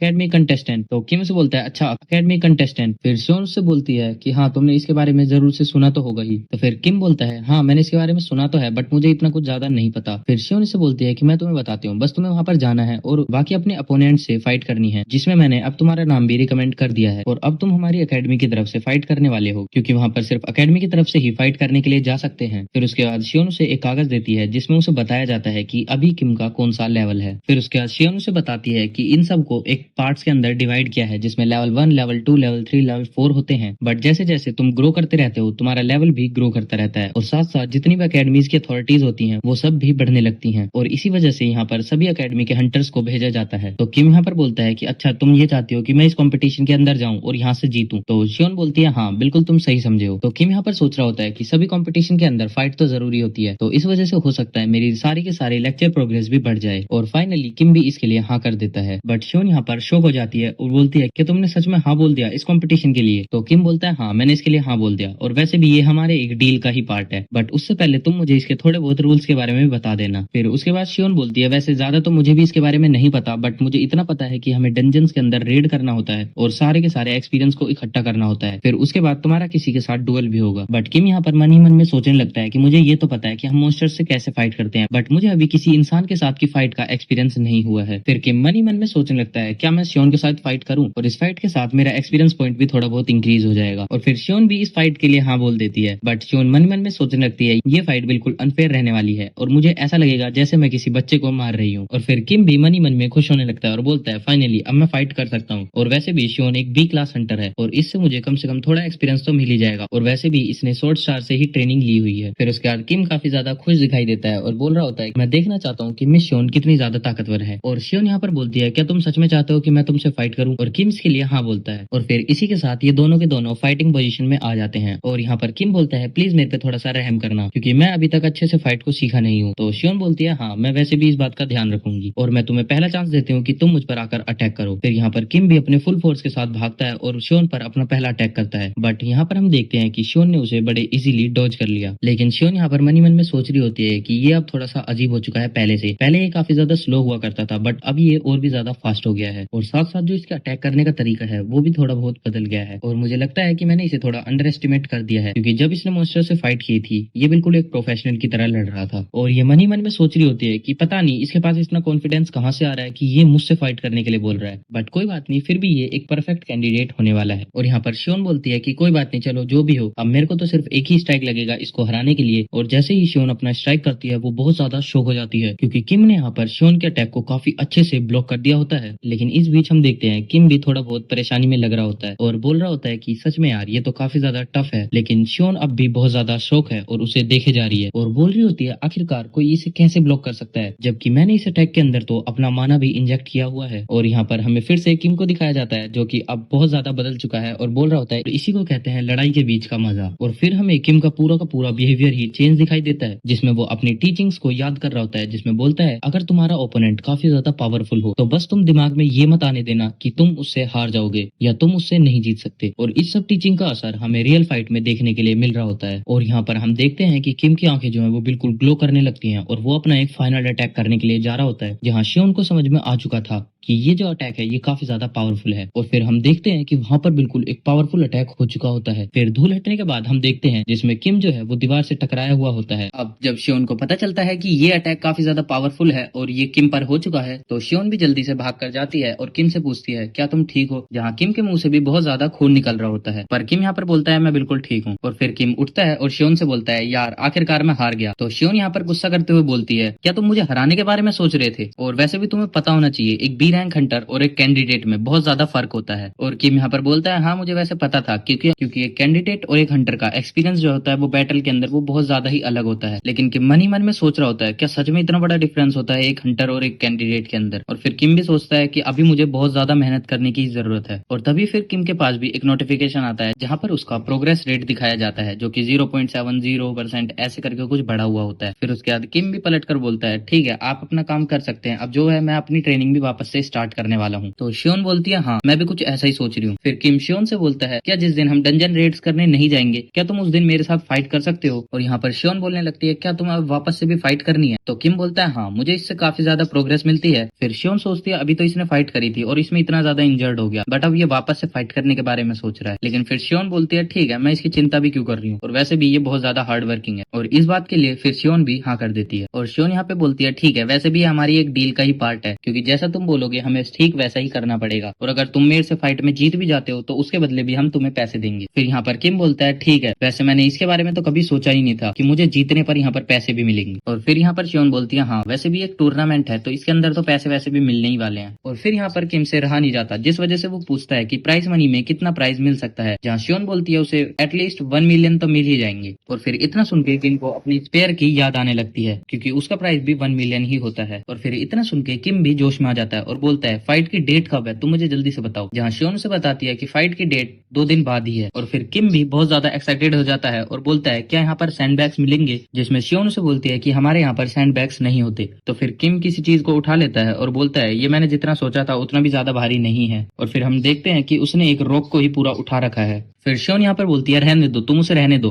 मेरे पास सैंडबैग्स हैं वहाँ कोने में पड़े हैं, तुम जाकर उठा लो और उनसे प्रैक्टिस करना स्टार्ट कर दो। और फिर किम भी यहाँ पर शियोन का धन्यवाद करता है। और शियोन मन में सोच रही होती है कि अब मुझे इसको ज्यादा नहीं देखना, अब मुझे यहाँ से जाना चाहिए। और किम यहाँ पर मन ही मन में सोचने लगता है कि मैं कब जाऊंगा टूर्नामेंट के अंदर और कैसे पैसे जीत के लाऊंगा ताकि मैं अपना स्पेयर भी खरीद सकूं। फिर हमें सीधा 2 हफ्ते के बाद का सीन दिखाया जाता है, जिसमें टूर्नामेंट की डेट गलती से मैंने 2 दिन बोली थी बल्कि वो 2 हफ्ते थी। तो 2 हफ्ते बाद हम एक भीड़ को देखते हैं जो बोल रहे होते हैं कि अब फाइनली हमें मजा आने वाला है, क्योंकि आज जो है वो बहुत ज्यादा खतरनाक फाइट्स होने वाली हैं। और यहाँ पर कई अलग अलग अकेडमीज के हंटर भी आए होते हैं, जिसमें एक अकेडमी का चीफ अपने हंटर से बोल रहा होता है कि यही वो जगह है जहाँ पे तुम फाइट करने वाले हो। बट वो हंटर बोलता है कि मुझे ज्यादा नर्वस मत करो, मैंने देख लिया। और हम देखते हैं कि उस हंटर ने गोगल्स भी पहने हुए हैं। और फिर वो आसपास देखने लगता है जहाँ वो बोलता है कि मुझे तो लगा था काफी कम बंदे आएंगे, बट यहाँ पर तो उम्मीद से ज्यादा ही बंदे दिख रहे हैं। और वो चश्मे वाला सोच रहा होता है कि अब तो ये काफी ज्यादा कॉमन भी लगने लगा है, क्योंकि जो अब काफी सारे नॉर्मल पीपल्स हैं वो अब अवेकन हो रहे हैं और हंटर टू हंटर फाइट एक तरीके से बहुत ज्यादा रेयर भी हो चुकी है। तो इसे देखने के लिए भी काफी सारे बंदे यहाँ पर आए हुए हैं। और यहाँ पर कई सारे बंदे होते हैं जो बोल रहे होते हैं कि आखिरकार ये इतनी हर चीजों को एक्सप्लेन क्यों कर रहा है, क्या इसका नाम एक्सप्लेनिंग कैरेक्टर है।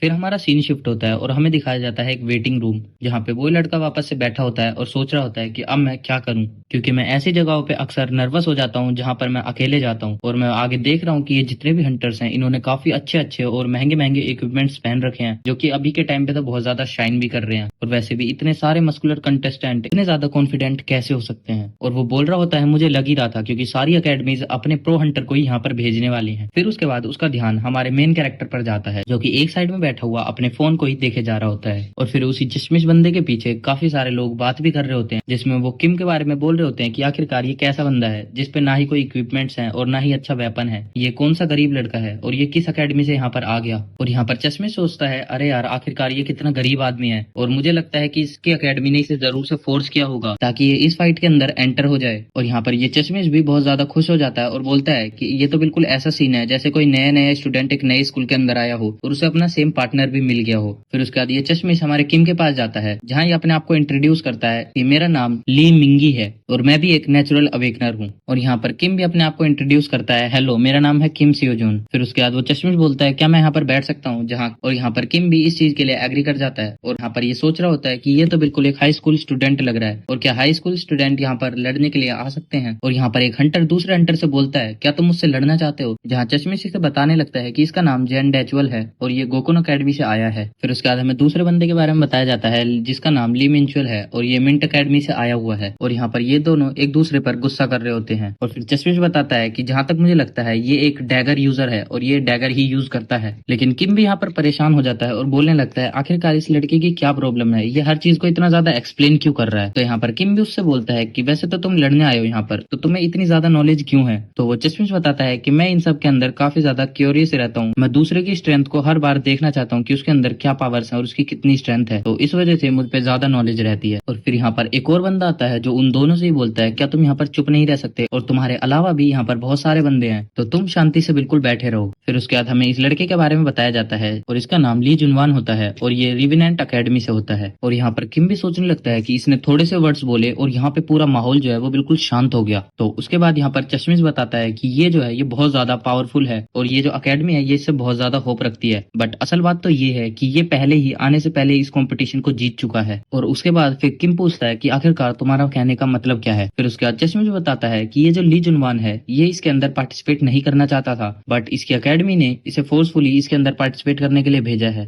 फिर उसके बाद ये चश्मिश किम से बोलता है क्या तुम स्वॉर्ड स्टार को जानते हो, जिसके बाद किम भी बोलता है हाँ मैं उन्हें अच्छे से जानता हूँ। तो उसके बाद चश्मिश बोलता है हाँ मुझे लगा ही था, क्योंकि ऐसा कोई भी नहीं है जो उन्हें नहीं जानता होगा। फिर उसके बाद ये चश्मिश बताता है कि ये जो ग्रैंड स्टार की डॉटर है उसने इसे ऑफर दिया था, बट ली जुनवान ने उसे मना कर दिया। और फिर लगता है कि उसके बाद इनका थोड़ा सुलह भी हो गया था। फिर उसके बाद किम बोल रहा है असल रीजन ये बिल्कुल भी नहीं हो सकता, लेकिन यहाँ पर ली जुनवान बहुत ज्यादा गुस्सा करते हुए बोलता है और आखिरकार मुझे इस कंपटीशन के अंदर पार्टिसिपेट ही क्यों करना है, और अगर अंकल मेरे से नहीं बोलते तो मैं ऐसे घटिया कंपटीशन में कभी आता ही नहीं, और ऐसा मुझे अगर पहले पता होता तो मैं उस लड़की का ही प्रपोजल एक्सेप्ट कर लेता, जहाँ पर ये किसी और की नहीं बल्कि शियोन की ही बात कर रहा है। और यहाँ पर ली जुनवान भी मन में सोच रहा होता है कि आखिरकार मैंने उसका ऑफर रिजेक्ट क्यों कर दिया था। और फिर उसके बाद इसकी नजर किम पे पड़ती है, जहाँ पर ये सोच रहा होता है कि ये कौन से गरीब का बच्चा यहाँ पर आ गया है। उसके बाद ली जुनवान बोलता है कि आखिरकार अब ऐसे गरीब गरीब आदमी भी इसके अंदर पार्टिसिपेट करने लग गए। फिर उसके बाद यहाँ पर किम अपनी ही दुनिया में खोया होता है और सोच रहा होता है कि अच्छा आखिरकार ये वही लड़का है जिसे शियोन ने स्काउट किया था,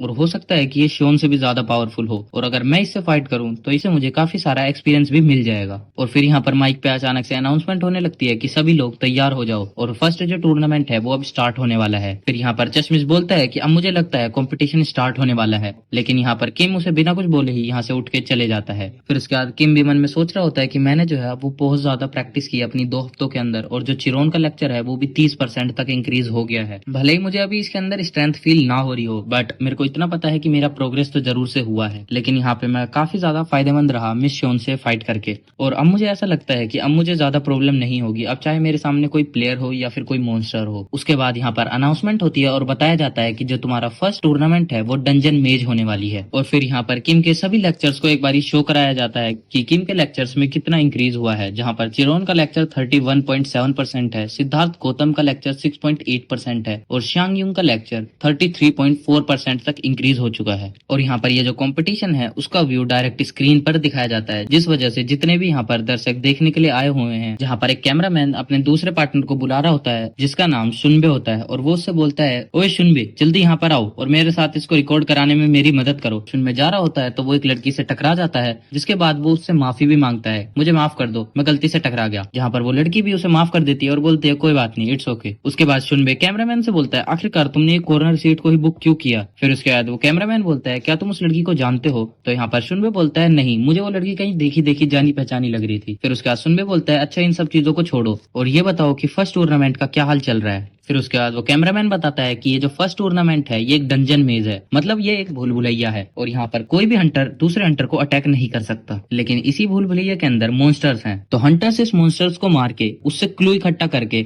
इस मेज से इजीली बाहर आ सकते हैं। लेकिन चाहे अभी कितना भी पावरफुल हंटर हो, लेकिन अगर उसके अंदर दिमाग नहीं होगा तो वो इस भूल भुलैया से कभी भी बाहर नहीं आ सकता। तो यहाँ पर लक का तो कोई सवाल ही पैदा नहीं होता, यहाँ पर किसी का लक काम करने वाला है। और उसके बाद हमें सभी हंटर्स को दिखाया जाता है जो कि सभी मॉन्स्टर से फाइट करते हैं और उन्हें हरा रहे होते हैं और साथ साथ कोई क्लू भी इकट्ठा कर रहे होते हैं। फिर उसके बाद हमारा सीन सीधा ली जुनवान के पास आता है जो कि काफी पावरफुल अटैक्स से मॉन्स्टर्स पर अटैक कर रहा होता है। और उसके बाद हमें पब्लिक में बैठे लोगों को दिखाया जाता है जो बोल रहे होते हैं आखिरकार ये कैसा हंटर है, और मुझे नहीं लगता कि ये कैंडिडेट है क्योंकि इसकी जो मूवमेंट स्पीड है वो बहुत ज्यादा ही फास्ट है, और आखिरकार कोई इतना ज्यादा फास्ट कैसे हो सकता है। फिर उसमें से एक बोलता है इसका नाम तो ली जुनवान है ना, और ये काफी ज्यादा पावरफुल हंटर है और मुझे पता है जो इस कॉम्पिटिशन का विनर होने वाला है वो यही होने वाला है। और फिर हम देखते हैं कि वो लड़की कोई और नहीं बल्कि शियोन ही होती है। और ये बोलने लगती है कि ये तो ली जोन है और ये आखिरकार इस कंपटीशन के अंदर कर क्या रहा है। फिर उसके बाद वो बोलती है नहीं नहीं नहीं नहीं, मेरे को इतना ज्यादा तेज नहीं बोलना चाहिए क्योंकि इससे तो मैं स्काउट हो जाऊंगी और फिर बाकी सभी का ध्यान मेरे ऊपर चला जाएगा और उन्हें पता चल जाएगा स्वॉर्ड स्टार की ग्रैंड डॉटर भी यहाँ पर आई हुई है,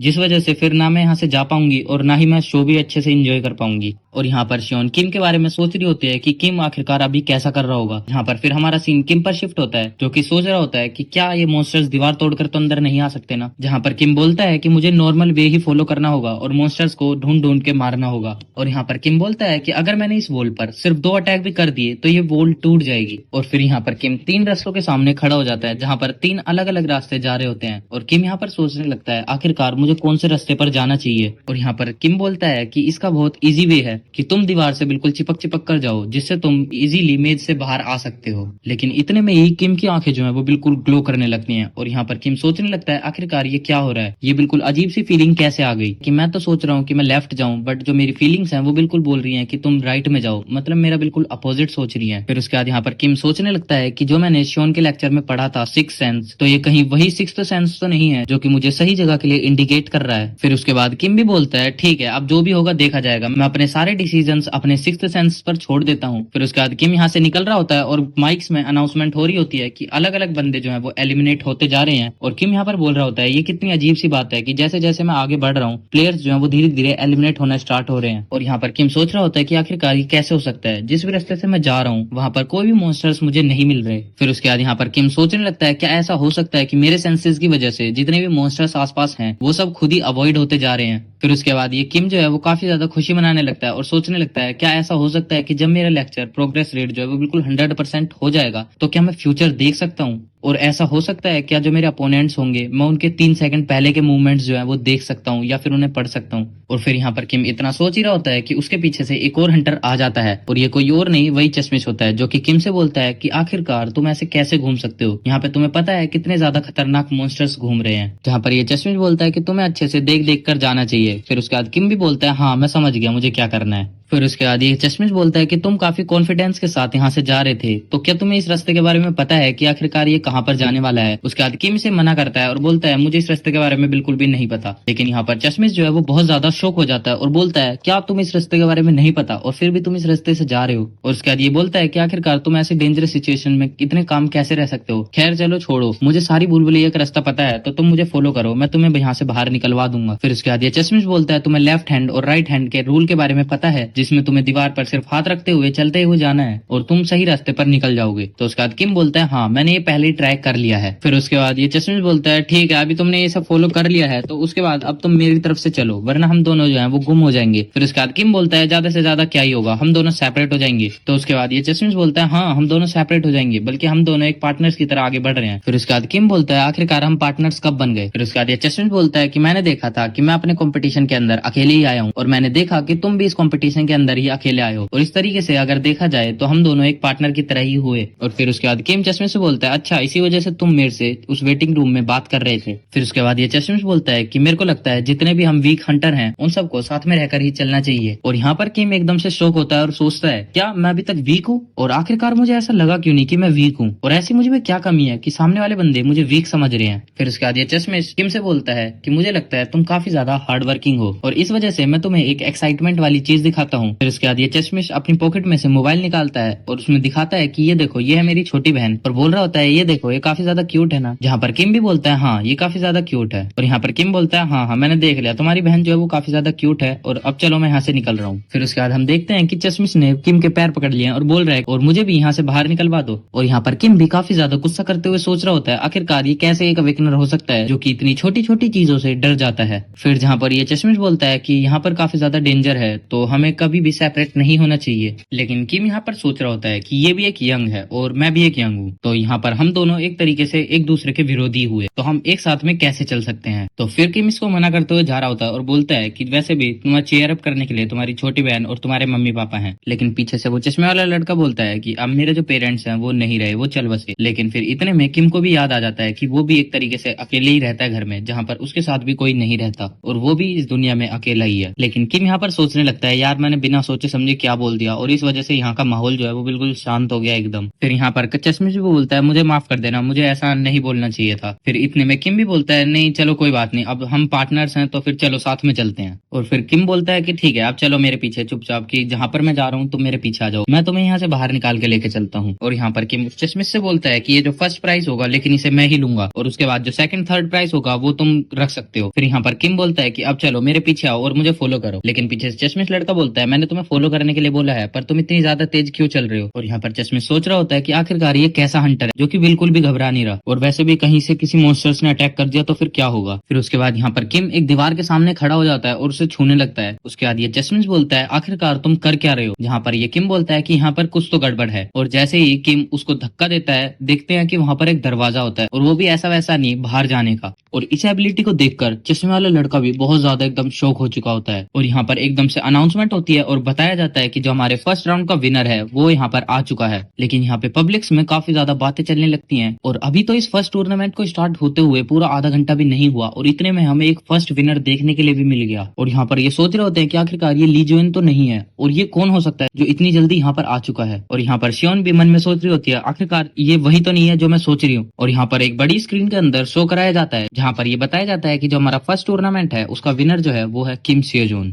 और यहाँ पर ये मन ही मन में सोचने लगता है आखिरकार यह कैसे हो सकता है कि मुझे एक भी मॉन्स्टर नहीं मिला, इस वजह से तो मेरा एक्सपीरियंस भी नहीं बढ़ा। और यहाँ पर हम समझ सकते हैं कि किम की जो पर्सनैलिटी है वो हर किसी से बिल्कुल अलग ही हो चुकी है। फिर यहाँ पर फाइनली एक बड़ी स्क्रीन पर दिखाया जाता है जो फर्स्ट राउंड के विनर कंटेस्टेंट हैं वो कौन है, जिसमें फर्स्ट नंबर पर होता है सियोजोन जिसने 27 मिनट 12 सेकंड के अंदर इस कंपटीशन को खत्म कर दिया। सेकंड पे होता है ली मिंगी, इसका नाम काफी अजीब है इसलिए हम इसे ली कर ही बुलाने वाले हैं। जिसमें सेकंड होता है ली जिसने 27 मिनट 15 सेकंड के अंदर इसको कवर किया। और थर्ड होता है ली जिनवान जिसने 1 घंटे के अंदर इसको कवर किया। और यहाँ पर पब्लिक प्लेसेस में भी बात चलने लगती है कि आखिरकार एक बंदे ने सिर्फ 25 मिनट के अंदर ही इसको पूरा कवर कर लिया। आखिरकार ऐसा कौन हो सकता है जो ली जिनवान को टक्कर दे सके, और ऐसी कौन सी एकेडमी है जिसका वो मेंबर है। और यहाँ पर कोई दूसरा पर्सन बोलता है मुझे लगता है ये ड्रीम एकेडमी का मेंबर है। और यहाँ पर दूसरा बंदा बोलता है मैंने इस एकेडमी का नाम आज से पहले तो कभी सुना ही नहीं है। लेकिन हाँ ये बात सच है कि ये जो हमारा फर्स्ट कंटेस्टेंट है विनर है वो ड्रीम एकेडमी से ही बिलोंग करता है। और यहाँ पर दूसरा फिर से बोलता है कि मुझे तो लगा था कि हमारा जो फर्स्ट कंटेस्टेंट होगा विनर जो होगा वो ली जिनवान होगा, लेकिन ऐसा कौन सोच सकता है कि किम यहाँ पे फर्स्ट कंटेस्टेंट निकलेगा। और यहाँ पर किम सोच रहा होता है आखिरकार ये कितना ज्यादा शोर कर रहे हैं जो कि मुझे ठीक से लेक्चर भी नहीं सुनने दे रहे। फिर हम देखते हैं कि ली जिनवान जो है वो बिल्कुल किम के सामने आकर खड़ा हो जाता है। और यहाँ पर किम भी सोच रहा होता है आखिरकार इसकी क्या प्रॉब्लम है, ये काफी देर से मुझे घूरे जा रहा है, बस मुझे ऊपर से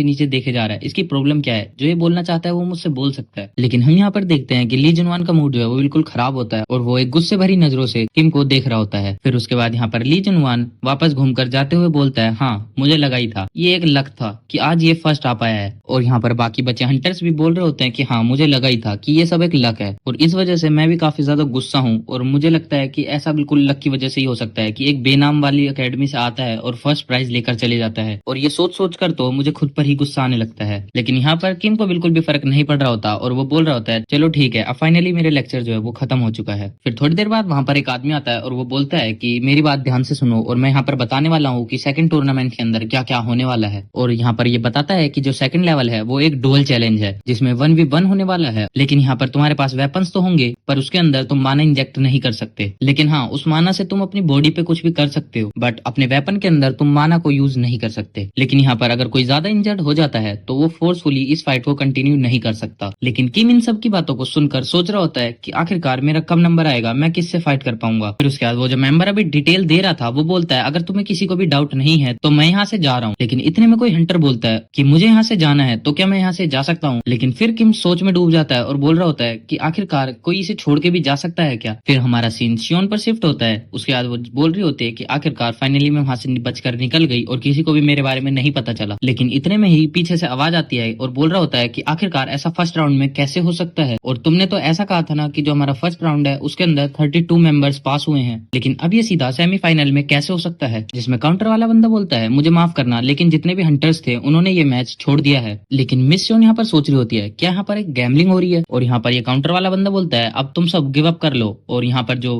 विनर होने वाला है वो ली जुआन ही होने वाला है। लेकिन इतने में ही यहाँ पर एक बंदा आता है और वो बोलता है कि मैं $1 मिलियन लगाता हूँ किम सियोजोन पर। आसपास खड़े लोग एकदम से शॉक हो जाते हैं और बोलते हैं क्या तुम सच में ये करना चाहते हो? वो बोल रहे होते हैं कि तुम्हें इसके बारे में पता भी नहीं है कि किम सियोजोन कहाँ से आता है और तुम्हें उसके अकेडमी के बारे में भी नहीं पता। क्या तुम सच में ये करना चाहते हो? और यहाँ पर शियोन भी पीछे खड़ी होकर सोच रही होती है आखिरकार ये कौन हो सकता है जो किम सियोजोन पर इतने पैसे लगाना चाहता है। और यहाँ पर किम भी काफी ज्यादा परेशानी में लग रहा होता है और बोल रहा होता है यार ये कैसे हो सकता है, ये इतना बुरा कैसे हो गया। फिर उसके बाद हमें थोड़ा टाइम पहले का सीन दिखाया जाता है जहाँ पर एक लड़का बोल रहा होता है कि मुझे यहाँ से निकलना है, मैं यहाँ से अब और फाइट नहीं करना चाहता। और फिर यहाँ पर किम सोचने लगता है क्या ऐसे कोई बीच में छोड़कर जा भी सकता है, जहाँ पर चश्मिश बोल रहा होता है हाँ ये तो बिल्कुल जनरल नॉलेज वाली बात है कि तुम बीच में छोड़कर जा भी सकते हो। और इसका मेन रीजन है ली जुनवान जो कि अपने ओपोनेंट के बारे में बिल्कुल भी केयर नहीं करता और वो उसे ऐसे मारता है जैसे कि वो उसे बिल्कुल जान से ही मारने वाला हो। और इस वजह से यहाँ पर कितने सारे बंदे जो हैं वो एग्जिट करने के लिए बोल रहे हैं। और फिर ये बोलता है कि यहाँ पर कोई भी मेंबर कितना भी स्ट्रांग हो और वो आपस में फाइट करके कितना भी आगे बढ़ता रहे, लेकिन उसे पता है कि उसका लास्ट में जाकर सामना ली जुनवान से होने वाला है। तो कोई भी ऐसा नहीं चाहेगा कि वो लास्ट में जाके ली जुनवान से इतने गंदे तरीके से पिटे ताकि उसका जो हंटर का ड्रीम है वो भी बिल्कुल खराब हो जाए। और यहाँ पर हम देखते हैं कि बहुत सारे बंदे फिर उसका आ जाते हैं और बोलते हैं कि मुझे भी यहाँ से कंटिन्यू नहीं करना, मुझे भी आगे नहीं खेलना। और फिर हमें बताया जाता है कि जितने भी मेंबर्स थे वो सब चले गए और सिर्फ यहाँ पर अब 5 ही मेंबर बचे हुए हैं। और वो बंदे कोई और नहीं बल्कि जो स्टार्टिंग में 2 मेंबर्स लड़ाई कर रहे थे वो होता है ली जुनवान होता है, चश्मिश होता है और किम बचा होता है। फिर उसके बाद एक अनाउंसमेंट होती है जिसमें बोला जाता है जो हमारा फर्स्ट मैच होने वाला है वो किम सियोजोन और जेंग डक्चुअल के बीच में होने वाला है और जो सेकंड राउंड है वो ली जुनवान और अपने चश्मिश के साथ होने वाला है जिसका नाम ली मिंग है। फिर उसके बाद यहाँ पर किम सोचता है कि मेरा जो राउंड है वो फर्स्ट है, इसका मतलब अगर मैं यहाँ से जीत जाता हूँ तो मैं यहाँ से फाइनल में चले जाऊंगा। और यहाँ पर हम देखते हैं कि जो चश्मे वाला लड़का होता है वो रोने लगता है। फिर किम उसका मजाक बनाते हुए बोलता है कि आखिरकार तुम ऐसे कैसे रो सकते हो? तो फिर चश्मिश बोलता है कि आखिरकार तुम ऐसे मेरा मजाक कैसे उड़ा सकते हो, बल्कि तुम्हें पता होना चाहिए कि मेरा जो मैच है वो ली जुनवान के साथ है। लेकिन फिर यहाँ पर किम उसे हौसला देते हुए बोलता है कि अभी तो तुम्हारा मैच भी स्टार्ट नहीं हुआ, तो तुम यहाँ पर पहले से ही डिसाइड कैसे कर सकते हो कि तुम यहाँ पर हारे हो या फिर जीते हो। लेकिन वो जो चश्मिश होता है वो अब भी बोल रहा होता है कि मेरे को पता है कि अब मैच स्टार्ट हो या फिर ना हो, मैं पहले ही हार चुका हूँ क्योंकि मेरा मुकाबला सीधा ली जुनवान के साथ है। फिर उसके बाद किम उससे बोलता है कि तुम यहाँ से छोड़ के जा सकते हो, बट वो चश्मिश बोलता है नहीं, मुझे यहाँ से छोड़ के नहीं जाना। फिर यहाँ पर एक मेंबर आता है और वो बोलता है किम जल्दी से रेडी हो जाओ, तुम्हारी जो फाइट है वो होने ही वाली है। फिर उसके बाद यहाँ पर किम वापस से बोलते हुए जाता है कि तुम्हें इतने ज्यादा घबराने की जरूरत नहीं है और वैसे भी तुम्हारा ओपोनेंट कितना भी ज्यादा ताकतवर हो बट तुम उससे हार कभी मत मानना, बल्कि तुम्हें अपने एंड तक पूरा का पूरा पोटेंशियल यूज करना चाहिए। फिर उसके बाद ये चश्मिश बोलता है कि आखिरकार तुम इतने शांत कैसे हो सकते हो? फिर उसके बाद यहाँ पर किम बोलता है कि मैं तो बस इस वजह से एक्साइटेड हूँ कि मैं देखने वाला हूँ कि मुझे इस फाइट के बाद कितना एक्सपीरियंस मिलने वाला है। फिर यहाँ पर एक कमेंट्री होती है जिसमें बोला जाता है कृपया करके आप शांत बैठ जाएं, अब जितने भी खराब कंटेस्टेंट थे वो खुद ही मैच को छोड़कर चले जा चुके हैं और बाकी बचे 5 स्ट्रॉन्ग कंटेस्टेंट ही अपनी अकेडमी के अंदर बचे हुए हैं। और अब ये जो फाइट है ये काफी ज्यादा ही रोमांचक होने वाली है, तो कृपया करके अपनी नजरों को बिल्कुल फाइटिंग अरीना की तरफ ही अड़ा कर रखना। तो चलो यहाँ पर स्टार्ट करते हैं जिसमें हमारा फर्स्ट कंटेस्टेंट है किम सियोजोन। फिर उसके बाद हमें दूसरा मेंबर दिखाया जाता है जो कि कोई और नहीं वही हथौड़ी वाला बंदा है जो किम को बोल रहा होता है कि तुम्हारा जो लक था वो डंजन मेज के अंदर चल गया, बट यहाँ पर तुम्हारा कोई भी लक काम नहीं करने वाला क्योंकि अब तुम्हारे सामने एक स्ट्रॉन्ग ओपोनेंट खड़ा हुआ है जो कि कोई और नहीं जेंग डाचुल है। और यहाँ पर ये जेंग डाचुल बोलता है कि अब मैं तुम्हें लकी बोलूं या फिर अनलकी, क्योंकि तुमने जो फर्स्ट राउंड है वो काफी लकीली जीत लिया, बट अब जो तुम्हारा सेकंड राउंड था वो सीधा मेरे साथ हो गया। और फिर यहाँ पर किम भी उसकी इनडायरेक्टली बेइज्जती करने लगता है, तो जिस वजह से वो जो डाचुल है अब वो भी काफी गुस्से में आ चुका होता है। फिर उसके बाद यहाँ पर अनाउंसमेंट होती है कि जो हमारा सेकंड राउंड का फर्स्ट मैच है वो स्टार्ट हो चुका है। और इतना बोलते ही वो जो डाचुल है वो एकदम से किम पर अटैक करने के लिए आगे बढ़ जाता है, जहाँ पर किम कोई भी रिएक्शन अभी नहीं देता और सिर्फ एक स्माइल पास करता है। फिर हमारा सीन शिफ्ट होता है और हमें वो चश्मिश लड़का दिखाया जाता है जो कि सोच रहा होता है कि अभी के टाइम पर किम क्या कर रहा होगा, उसकी फाइट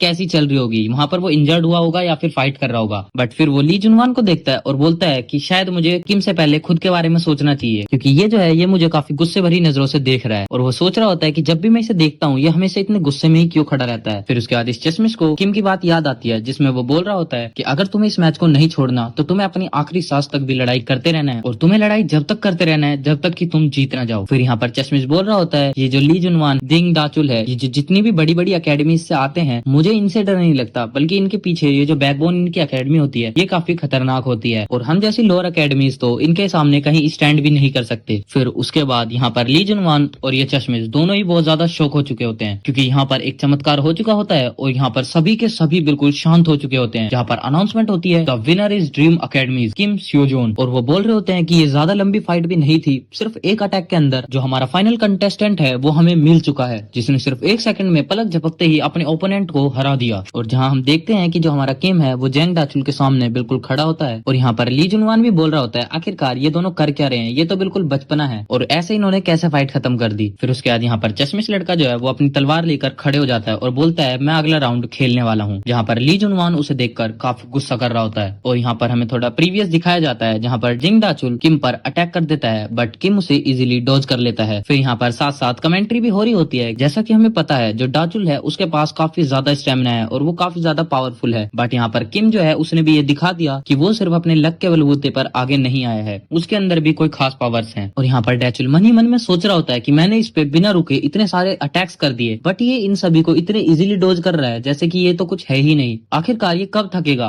और मैं कब इसे हरा पाऊंगा, और मैंने कितने भी अटैक कर लिए इसको एक अटैक भी गलती से भी हिट नहीं हुआ। और फिर यहाँ पर डाचुल जो है वो काफी ज्यादा गुस्से में आ जाता है और बोलता है अब देखते हैं तुम आखिरकार इससे कैसे बचते हो। लेकिन फिर हम देखते हैं कि किम ने अपना स्पेयर सिर्फ घुमाया था और जिस वजह से डाचुल का जो एक्स था वो हवा में उड़ने लगता है और उसका जो एक्स है वो घूमते घूमते जाकर पीछे गिर जाता है और इसे देख के डाचुल भी काफी ज्यादा शॉक हो जाता है। और फिर फाइनली डाचुल जो है उसके सामने घुटने टेक देता है, मतलब उसके सामने बैठ जाता है और हमें फिर बताया जाता है इस तरीके से किम सो जोन ने इतनी जल्दी इस राउंड को क्लियर कर लिया। और यहाँ पर अनाउंसमेंट होती है कि किसी को भी इतनी उम्मीद नहीं थी कि किम सो जोन इसको इतनी इजीली हरा सकता है और यहाँ पर जीत भी सकता है। और यहाँ पर जो डाचुल है वो काफी ज्यादा हैरान हो रहा होता है और सोच रहा होता है आखिरकार मैं कैसे हार गया। लेकिन जो हमारा किम सो जोन है वो और भी ज्यादा सदमे में होता है, मतलब बिल्कुल खो चुका, क्योंकि उसका जो एक्सपीरियंस था वो ज्यादा कुछ खास इंक्रीज नहीं हुआ होता। और यहाँ पर किम बोल रहा होता है कि यार ये कैसे हो सकता है, मेरे को तो लगा था मेरा प्रोग्रेस रेट काफी ज्यादा इंक्रीज हो जाएगा बट ऐसे कैसे हो सकता है कि मेरा जो एक्सपीरियंस है वो सिर्फ 1% करके ही बढ़ रहा है और किसी किसी में तो वो बिल्कुल 0.1% इंक्रीज हो रहा है। और यहाँ पर सबसे बड़ी दिक्कत वाली बात ये है कि जितने भी मेंबर्स थे जिनसे मेरा एक्सपीरियंस बढ़ सकता था उन सभी ने इस मैच को बिल्कुल छोड़ दिया है, मतलब इस मैच से एग्जिट हो गए हैं। लेकिन यहाँ पर प्रॉब्लम वाली बात भी ये है कि मेरे पास सिर्फ 52 डेज ही बचे हुए हैं अपनी मेंबरशिप को, क्योंकि वो सिर्फ 52 डेज के अंदर ही एक्सपायर हो जाएगी और अभी तक मैंने एक भी लेक्चर जो है वो पूरा कंप्लीट 100% नहीं किया। लेकिन अभी मेरे पास इतने पैसे भी नहीं है कि जिससे मैं अपने पैसे वाले लेक्चर्स को भी लगा सकूं और यहाँ से स्टोर से कुछ परचेज भी कर सकूं। फिर किम ये सब सोचते हुए अंदर आया ही होता है कि जहाँ पे वो चश्मिश वाला लड़का खड़ा होता है और बोल रहा होता है कि तुम आखिरकार कितने ज्यादा औसम हो, मैंने तुम्हारी पूरी लड़ाई स्क्रीन पे देखी जिसमें तुमने कितने इजीली उसको डिफीट कर दिया, तुम बहुत ज्यादा ही कूल हो। लेकिन फिर यहाँ पर किम बोलता है कि पहले तुम मुझे ये बताओ कि मैंने तुमसे कब कहा था कि मैं वीक हूँ। और यहाँ पर फिर चश्मिश शॉक हो जाता है और बोलता है हाँ वैसे ये बात तो मैंने कभी सोची ही नहीं थी कि तुमने तो कभी खुद को वीक कहा ही नहीं। और फिर यहाँ पर एकदम से रेफरी आता है और बोलता है कि सेकंड राउंड जो है वो जल्दी स्टार्ट होने वाला है तो तुम जल्दी से रेडी हो जाओ और जो अगला मैच है वो ली मिंगी और ली जुआन के बीच में होने वाला है। और फिर यहाँ पर ली जुआन यहाँ पे चश्मिश को धक्का देते हुए बोलता है एक ही डे मेरे रास्ते से हट जा। और यहाँ पर चश्मिश लड़का वापस से घबराने लगता है और किम से बोलता है मैंने तुमसे कहा था ना कि ऐसे हंटर्स के लिए हम कुछ भी नहीं है, जिसमें ये हमारी बिल्कुल भी रिस्पेक्ट नहीं करते। फिर उसके बाद ये दोनों आपस में काफी ज्यादा बातें करते हैं जिसमें ये बोल रहा होता है मैं काफी खुश हूँ कि मुझे तुम जैसा एक दोस्त भी मिला और जब मैं तुमसे बातें करता हूँ तो मुझ में भी काफी ज्यादा फ्रेंडशिप वाली वाइब आती है और मैं चाहता हूँ कि मैं भी तुम्हारी तरह एक स्ट्रॉन्ग पर्सन बन जाऊँ। फिर यहाँ पर रेफरी आता है और वापस से लीमिंग को बुला लेता है जिसमें वो बोलता है ठीक है मैं आ गया। और यहाँ पर किम बोलता है कि तुम अपना बेस्ट ट्राई करना, जिसमें ली मिंगी भी हाँ कर देता है और बोलता है मैं अपना पूरा ट्राई करूंगा। और फिर इस कॉन्फिडेंस को देखकर यहाँ पर किम भी काफी ज्यादा खुश हो जाता है। फिर ये दोनों अपने अरीना के अंदर आ जाते हैं जहाँ पर ली मिंग जो है अपने आप को तसल्ली दे रहा होता है और बोल रहा होता है मैं कर सकता हूँ मैं कर सकता हूँ। और यहाँ पर ली जुनवान जो है वो काफी ज्यादा गुस्सा करते हुए बोलता है आखिरकार तुम खुद से ही खुद क्या बड़बड़ा रहे हो। और फिर यहाँ पर रेफरी बीच में आता है और बोलता है मैं तुम्हें एक बार लास्ट रूल बता देता हूँ, वापस से रिपीट कर देता हूँ कि कोई भी अपना माना इंजेक्ट नहीं करेगा अपने वेपन्स के अंदर, वो अपनी बॉडी के ऊपर माना को यूज कर सकता है। और फिर हम देखते हैं कि ली जुनवान जो है वो काफी ज्यादा गुस्से से चश्मिश लड़के को देख रहा होता है और यहाँ पर ली जुनवान जो है वो सोच रहा होता है मुझे पता है ये अपने मन ही मन में खुद के लिए प्रे कर रहा है ताकि ये बच सके, पर यहाँ पर इसे पता होना चाहिए कि फूड साइकिल ऐसे ही काम करती है, जो भी स्ट्रॉन्ग होता है वो कमजोरों को हरा देता है। फिर उसके बाद हम देखते हैं कि घबराते घबराते ली मिंग भी अपनी फाइटिंग पोजीशन के अंदर आ जाता है और यहाँ पर ली जुनवान भी देखकर काफी ज्यादा गुस्सा कर रहा होता है और बोलता है आखिरकार ऐसे कीड़े मेरे सामने वेपन उठाने की भी हिम्मत कैसे कर सकते हैं, क्योंकि ये जो फर्स्ट राउंड है ये अपने लक की बदौलत यहाँ पर पहुंचा है, बट अब मैं इसको इसकी असली औकात दिखा दूंगा। और यहाँ पर वो रेफरी से बोलता है हे रेफरी आखिरकार तुम कब स्टार्ट करने वाले हो इस मैच को, जहाँ पर रेफरी बोलता है कि जब तक ऊपर से ऑर्डर नहीं आते मैं इसको स्टार्ट नहीं कर सकता। लेकिन इतने में ही अनाउंसमेंट हो जाती है और बोला जाता है सेकंड टूर्नामेंट का जो सेकंड राउंड है वो स्टार्ट हो चुका है। और यहाँ पर फिर हम देखते हैं कि मैच स्टार्ट होते ही जो ली जुनवान है वो अपने पावरफुल अटैक से अटैक कर देता है, जहाँ पर चश्मिश लड़का इसको काफी मुश्किल से डॉज कर रहा होता है और देखने में लगता है कि इसकी हालत कुछ ठीक नहीं लग रही। और यहाँ पर देखते हैं कि उसका जो चश्मा है वो उतर चुका है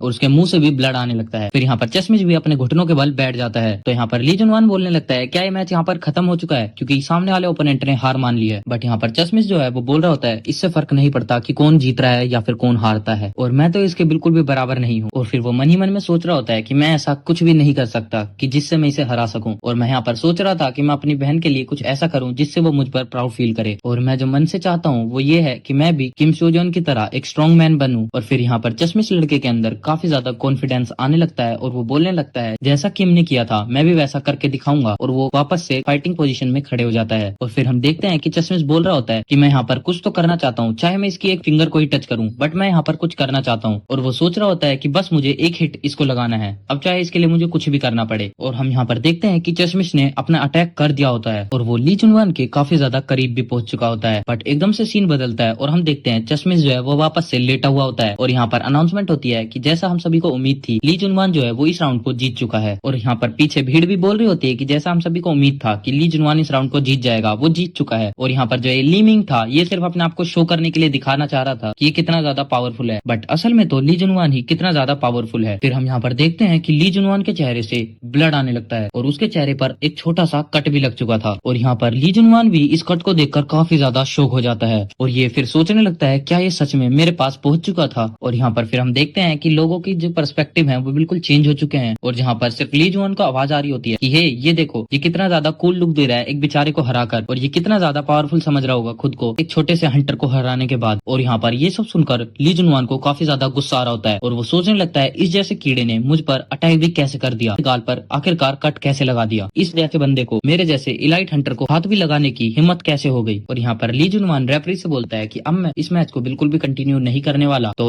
उसके बाद फिर रेफरी बोलता है इसका क्या मतलब है, लेकिन हम देखते हैं कि ली जुनवान जो है वो एकदम से आता है और चश्मिश वाले बंदे पर अटैक कर देता है। और फिर वो यहाँ पर उसको बोलने लगता है कि तुम जैसे लूजर बंदे यहाँ पर सिर्फ पैसे देकर आ कैसे सकते हैं, और इसी वजह से हमारा जो टूर्नामेंट है वो 4th नंबर पर है। और यहाँ पर रेफरी बोल रहा होता है ये मैच आखिरकार खत्म हो चुका है, लेकिन अगर तुम अब भी नहीं रुके हमें तुम्हारे लिए एक लीगल एक्शन लेना होगा। फिर यहाँ पर ली जुनवान रेफरी से बोलता है आखिरकार तुम ये कैसे भी बोल सकते हो, क्योंकि मैंने तो पहले ही इस मैच को क्विट कर दिया है, तो अब यहाँ पर जो भी मैं करूंगा वो इन सब रूल्स में ऐड नहीं होगा। और हम यहाँ पर देखते हैं जो चश्मिश है वो बिल्कुल बेहोश हो चुका है और यहाँ पर ली जुनवान अब भी उसके चेहरे पर लात रख देता है और वो बोल रहा होता है कि तुम जैसे कीड़े हम जैसे इलाइट हंटर्स के पैरों के नीचे ही अच्छे लगते हो। लेकिन फिर इतने में ही हम देखते हैं कि यहाँ पर किम एक अचानक से आ जाता है और ली जुनवान पर अटैक भी कर देता है। और फिर यहाँ पर किम बोलता है कि मैं कब से इस फाइनल मैच के लिए वेट कर रहा था, बट अब मैंने माइंड चेंज कर लिया है और अब मैं तुमसे अभी के अभी ही फाइट करने वाला हूँ। और यहाँ पर किम बोल रहा होता है कि तुम जैसे बंदे सिर्फ डिजर्व करते हो मार खाना। और यहाँ पर किम उससे बोलता है हे यहाँ से हट जाओ। फिर उसका ली जुनवान बोलता है आखिरकार तुम्हारे कहने का क्या मतलब है, जहाँ पर किम बोलता है कि तुम इसके चेहरे से पैर हटा लो। ली जुनवान बोलता है अच्छा तो तू इसकी बात कर रहा है, आखिरकार मैं ऐसा ना करूँ तो तू मेरा क्या ही कर लेगा। फिर हम देखते हैं कि किम ने ली जुनवान पर अटैक कर दिया है और जिस वजह से ली जुनवान भी पीछे हट जाता है। और फिर यहाँ पर किम ली मिंग को उठा रहा होता है और बोलता है क्या तुम अपने कॉन्शियसनेस के अंदर हो, क्या तुम अभी उठ सकते हो या फिर यहाँ से जा सकते हो। फिर यहाँ पर ली जुनवान बोलता है कि मुझे तो काफी ज्यादा अच्छा लग रहा है कि दो कीड़े आखिरकार एक साथ कैसे दिख रहे हैं। फिर यहाँ पर किम ली जुनवान से बोलता है क्या तुम्हें अच्छा लगता है कि जब तुम्हें कोई अपने से नीची नजरों से देखे। और यहाँ पर किम बोलता है आखिरकार तुम जैसे लोगों की क्या प्रॉब्लम है, तुम ऐसा किसी के साथ कर भी कैसे सकते हो। फिर उसके बाद यहाँ पर ली जुनवान बोलता है आखिरकार तुम्हें ये पता कैसे नहीं है, तुम्हें ये पता होना चाहिए क्योंकि जो कीड़े होते हैं उनको अपनी औकात के अंदर ही रहना चाहिए। फिर उसके बाद किम बोलता है अच्छा तो तुम्हें ऐसा लगता है कि जो तुमसे नीचे हैं उन्हें अपने सपने देखने का कोई भी हक नहीं है। फिर उसके बाद यहाँ पर ली जुनवान बोलता है क्या तुम जैसे लोग ड्रीम देखोगे, और वैसे भी आज के समय पे तुम जैसे लोगों को ड्रीम देखने का भी हक नहीं है। और यहाँ पर किम और ली जुनवान बात कर रहे होते हैं आपस में, यहाँ पर दो रेफरी बात कर रहे होते हैं और आपस में बोल रहे होते हैं क्या हमें इन दोनों को रोकना नहीं चाहिए। फिर यहाँ पर एक रेफरी दूसरे से बोलता है अगर तुम्हें अपनी जान प्यारी है तो यहीं खड़े रहो और इसको सिर्फ एंजॉय करो, उनके पास जाने की गलती से भी भूल मत करना। और फिर हमें शियोन दिखाई जाती है जो कि अभी किम के लिए काफी ज्यादा फिक्र कर रही होती है।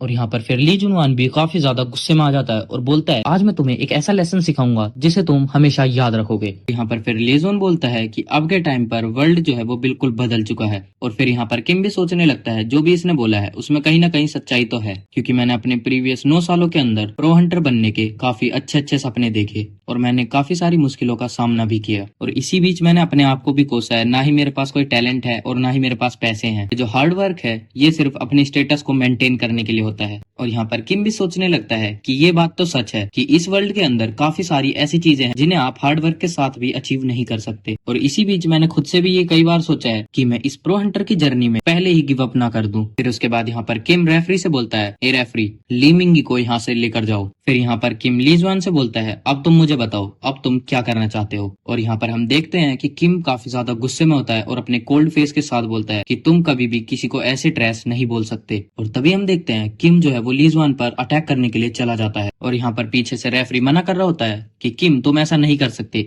ये रूल्स के खिलाफ है। यहाँ पर रेफरी किम को रोकता रहता है बट किम उसकी नहीं सुनता और वो अटैक करने के लिए आगे चले जाता है। और यहाँ पर किम को अटैक करते हुए देख ली जुआन जो है वो कुछ ज्यादा खास रिएक्शन नहीं करता और फिर इसी बीच वो अपनी डेविल स्माइल के साथ बोलता है कि तुम काफी अच्छा मजाक कर लेते हो। और फिर जो किम का अटैक होता है उसे बड़े इजीली ब्लॉक कर लेता है अपनी तलवार के साथ। फिर यहाँ पर किम भी ली जुआन से बोलता है यहाँ पे सबसे ज्यादा गिरे हुए तो तुम हो। और फिर यहाँ पर हम देखते हैं कि ली जुआन जो है वो अपना काउंटर अटैक करता है और किम को पीछे धकेल देता है और फिर काफी तेजी से आगे आने लगता है किम पर अटैक करने के लिए। और ये स्पीड देखकर तो किम भी काफी ज्यादा शॉक हो जाता है। और यहाँ पर हम देखते हैं कि ली जुआन जो है वो किम पर डायरेक्ट अटैक करे जा रहा होता है और यहाँ पर किम भी इसको काफी मुश्किल से डोज कर पा रहा होता है। और किम मन ही मन में सोचता है कि जितना मैंने इसे सोचा था ये तो उससे भी ज्यादा स्ट्रॉन्ग है। और वो बोल रहा होता है कि तभी इतने सारे लोग इसकी तारीफ कर रहे होते हैं। और यहाँ पर किम के मन में भी सवाल पैदा होने शुरू हो जाते हैं और वो सोच रहा होता है कि जब मैंने डैचुअल के साथ फाइट करी थी तो मैंने सोचा था कि मैं इस टूर्नामेंट को काफी इजीली जीत जाऊंगा, बट अब जब मेरा सामना इसके साथ है तो क्या मैं यहाँ पर स्टैंड भी कर पाऊंगा। और यहाँ पर किम सोचने लगता है नहीं मैं ऐसा कभी भी नहीं सोच सकता क्योंकि मेरे पास तो इसके जैसी लग्जरी लाइफ भी नहीं है। और फिर यहाँ पर किम सोचता है कि इसके जितने भी अटैक्स हैं मुझे उनको अपने सेंसेस पर छोड़ देना चाहिए। और फिर हम देखते हैं कि किम ने ली जुआन पर एक अटैक भी कर दिया होता है। इसे देखकर ली जुआन भी काफी ज्यादा शॉक हो जाता है, लेकिन फिर जल्दी से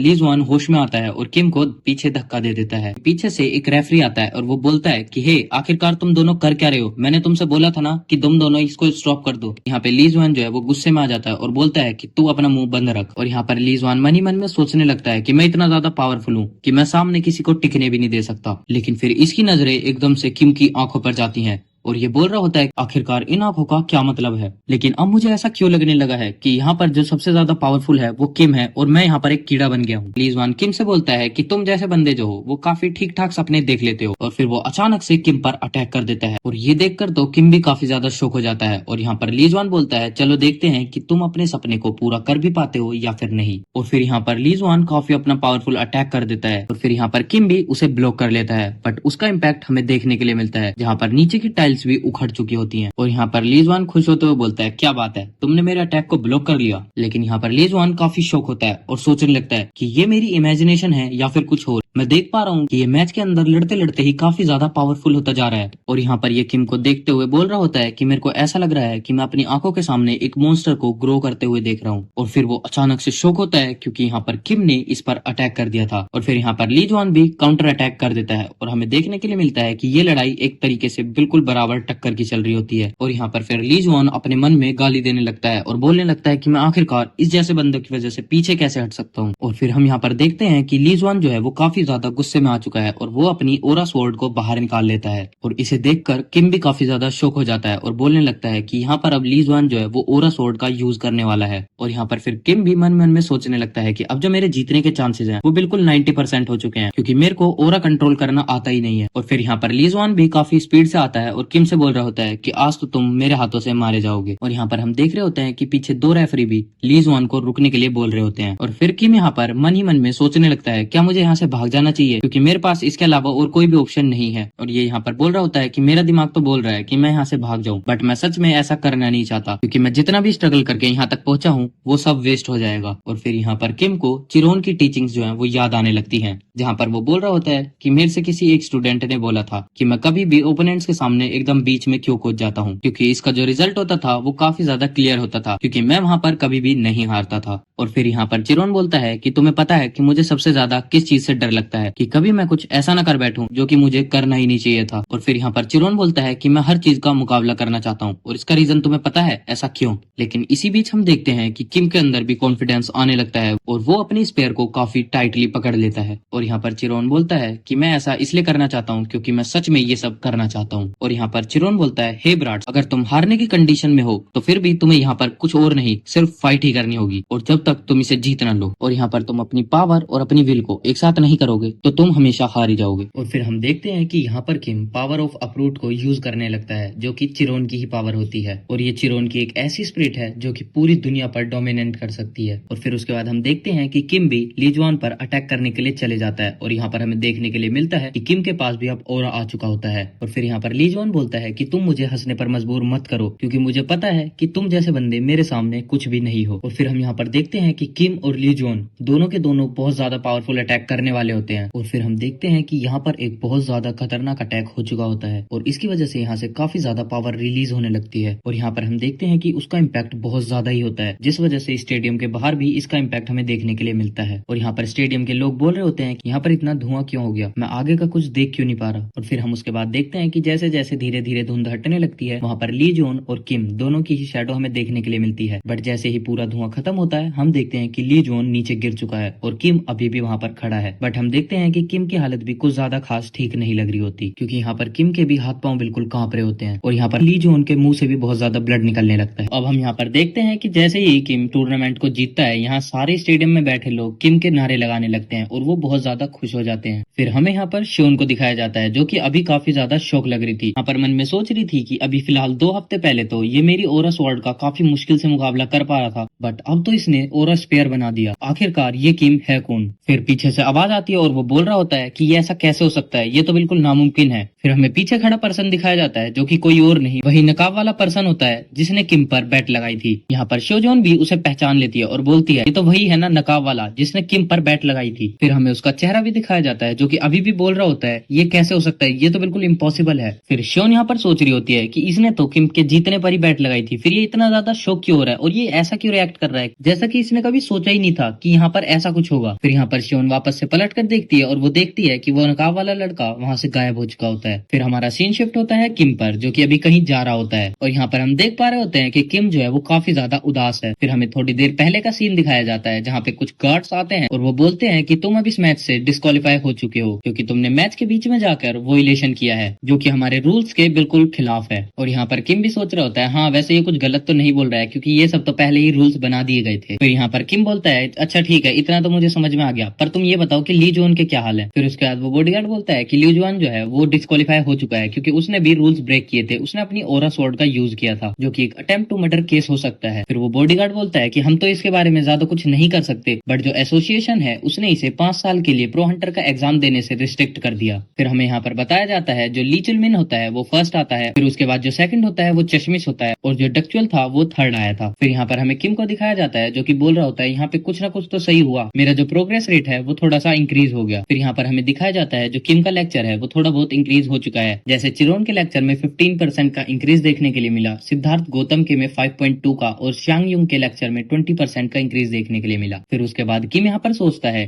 कि जब मैं उस सीन के बारे में दोबारा से सोचता हूँ, मुझे वही पावर वापस से फील होने लगती है। शायद ये ऐसा हो सकता है क्योंकि जो मेरा प्रोग्रेस रेट है वो 50% से भी ज्यादा इंक्रीज हो चुका है। फिर उसके बाद यहाँ पर किम बोलता है, चलो अब मैं देखता हूँ कि अब मैं कौन सा नेक्स्ट लेक्चर लगा सकता हूँ। फिर यहाँ पर अचानक से किम के पीछे किसी का हाथ आता है। फिर हम यहाँ पर देखते हैं कि ये कोई और नहीं बल्कि शियोन होती है। फिर उसके बाद शियोन यहाँ पर बोलती है कि तुम मुझे पहले ये बताओ कि तुम्हें कहीं पर चोट तो नहीं लगी, अब तुम्हारी बॉडी कंडीशन कैसी है। जहाँ पर किम भी अपना हाथ ऊपर नीचे करके दिखाता है और बोलता है, मैं अब बिल्कुल ठीक हूँ, मुझे कहीं पर भी चोट नहीं लगी। फिर यहाँ पर शियोन बोलती है, थैंक गॉड तुम्हें कुछ भी नहीं हुआ। किम शियोन से माफी मांगता है और बोलता है कि मुझे माफ कर देना। फिर यहाँ पर शियोन बोलती है, माफी? तुम्हें माफी किस वजह से चाहिए? किम बोलता है, मैं माफी इसलिए मांग रहा हूँ क्योंकि मैं इस टूर्नामेंट को जीत नहीं पाया। शियोन बोलती है, अच्छा तुम इसकी बात कर रहे हो, बट कोई बात नहीं, चलो इसके बारे में तुम्हें सॉरी मांगने की तो कोई जरूरत ही नहीं है, मैं वैसे भी तुम्हारे बारे में तो बहुत ज्यादा चिंता कर रही थी। फिर यहाँ पर किम बोलता है, ऐसा क्यों, तुम मेरी चिंता क्यों कर रही थी? फिर उसके बाद यहाँ पर शियोन बोलती है, मुझे ऐसा लगा था कि तुम उसके प्राइज में काफी ज्यादा इंटरेस्टेड होगे, इस वजह से अब तुम काफी ज्यादा डिप्रेस भी हुए होगे, बट तुम्हें देखकर तो ऐसा कुछ भी नहीं लगता। और इतना सुनते ही किम की हालत जो है वो बहुत ज्यादा खराब हो चुकी होती है, और हम देखते हैं कि वो बिल्कुल पत्थर में बदल गया। फिर उसके बाद यहाँ पर किम चिल्लाते हुए बोलता है, अरे नहीं यार, मेरा पैसा, मैं ऐसे कैसे भूल सकता हूँ। और यहाँ पर शियोन बोलती है, अच्छा तो ये शायद सही में ही भूल गया था इसके बारे में। फिर उसके बाद यहाँ पर शियोन किम से बोलती है, वैसे तुम उस प्राइस पूल का क्या करने वाले थे? किम बोलता है कि मैं उस पैसे से अपना जो एक बढ़िया सा वेपन खरीदने वाला था। खैर छोड़ो, अब मुझे इस सब का कोई भी रिग्रेट नहीं है, क्योंकि जो भी हुआ है अब तो ठीक ही हुआ है, और मुझे रिग्रेट तब होता जब मैं वहाँ पर ली मिनचिल को बचाने नहीं जाता। और मेरे को लगता है ये जो पैसों की प्रॉब्लम है ये तो धीरे धीरे बाद में सोल्व हो ही जाएगी। फिर यहाँ पर हम देखते हैं कि ली भी यहाँ पर आ जाता है और वो किम को पीछे से आवाज देकर बुलाने लगता है। फिर यहाँ पर ली बोलता है, अच्छा तुम मुझे ये बताओ तुम यहाँ से जा रहे हो क्या? जहाँ पर किम बोलता है हाँ अब मैं यहाँ से जा रहा हूँ। फिर यहाँ पर ली किम से बोलता है क्या मैं तुमसे एक सवाल पूछ सकता हूँ, जिसके लिए किम भी हाँ बोल देता है।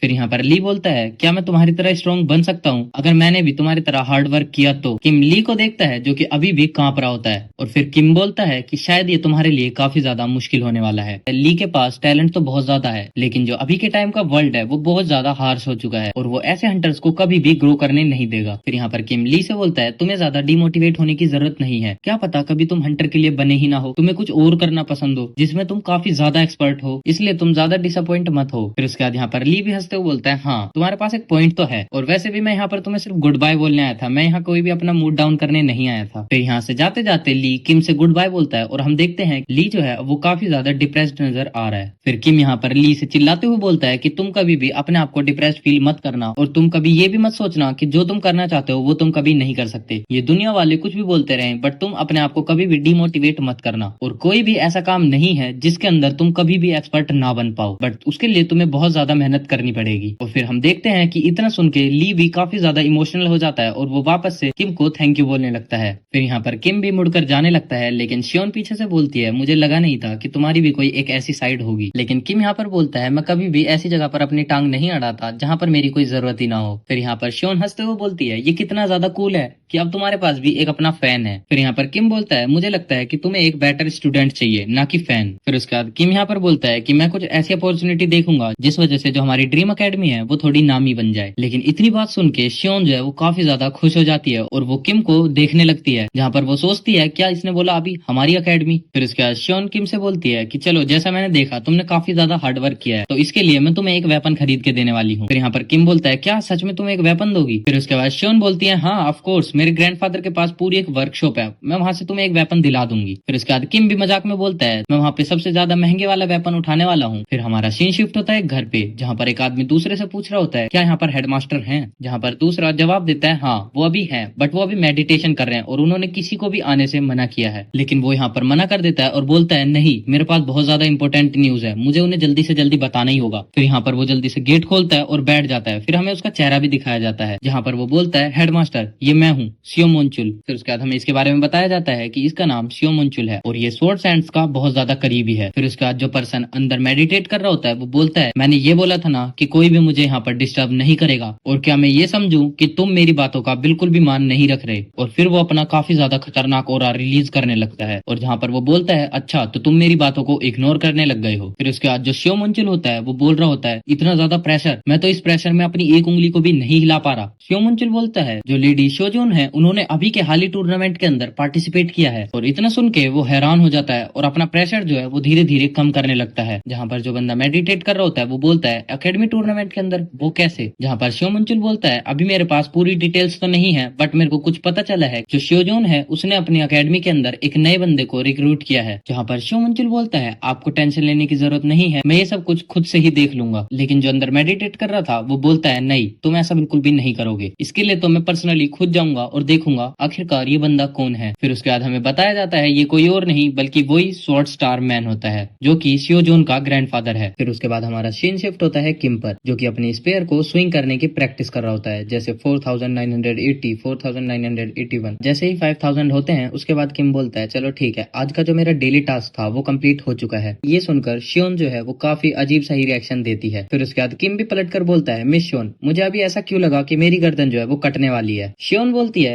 हो सकता है कि ये तुम्हारी एक इमेजिनेशन हो। फिर उसके बाद शियोन अजीब सा मुंह बनाते हुए बोलती है जब मैं तुम्हें अपनी वर्कशॉप पर लेकर गई थी तुम्हारे वेपन को चेंज करवाने के लिए तो फिर तुमने वेपन चेंज क्यों नहीं करा। यहाँ पर किम बोलता है मेरे को लगा आपके लिए ये सब कुछ ज्यादा ही महंगा हो जाएगा, इस वजह से मैंने अपने वेपन को चेंज नहीं किया। और इतना सुनकर शियोन यहाँ पर किम को शक की नजरों से देखने लगती है और बोलती है मेरे को ऐसा क्यों लग रहा है कि तुम मुझसे कुछ छुपा रहे हो। किम सोच रहा होता है मैं जो है नॉर्मल वेपन से कभी भी सेटिस्फाइड नहीं हो सकता जबकि मेरे पास ट्रांसेंड का वेपन आ सकता है। और यहाँ पर किम काफी ज्यादा उदास हो चुका होता है। फिर उसके बाद हमें यहाँ पर बताया जाता है जो स्पेयर का प्राइस था वो 1 मिलियन से बढ़कर 1.2 मिलियन हो चुका है, मतलब वो सीधा $20,000 और महंगा हो चुका चुका है। और यहाँ पर किम मन ही मन में सोचता है अब तो मेरे को उसके लिए और भी ज्यादा हार्ड वर्क करना पड़ेगा। शियोन उससे बोलती है मैंने तुम्हें पहले ही चांस दे दिया था अपने वेपन को चेंज करने के लिए, बट तुमने ऐसा नहीं किया और अब ऐसा मत सोचना कि मैं वो चांस तुम्हें दोबारा दूंगी। फिर उसके बाद यहाँ पर शियोन किम से बोलती है मैं तुमसे कुछ पूछना चाहती थी जो कि मैं पहले नहीं पूछ पाई थी, वैसे तुम कौन सी माना कल्टीवेशन यूज करते हो। फिर यहाँ पर किम सोचने लगता है माना कल्टीवेशन, मैं कब से माना कल्टीवेशन यूज करने लग गया। फिर उसके बाद यहाँ पर शियोन बताती है हाँ माना कल्टीवेशन,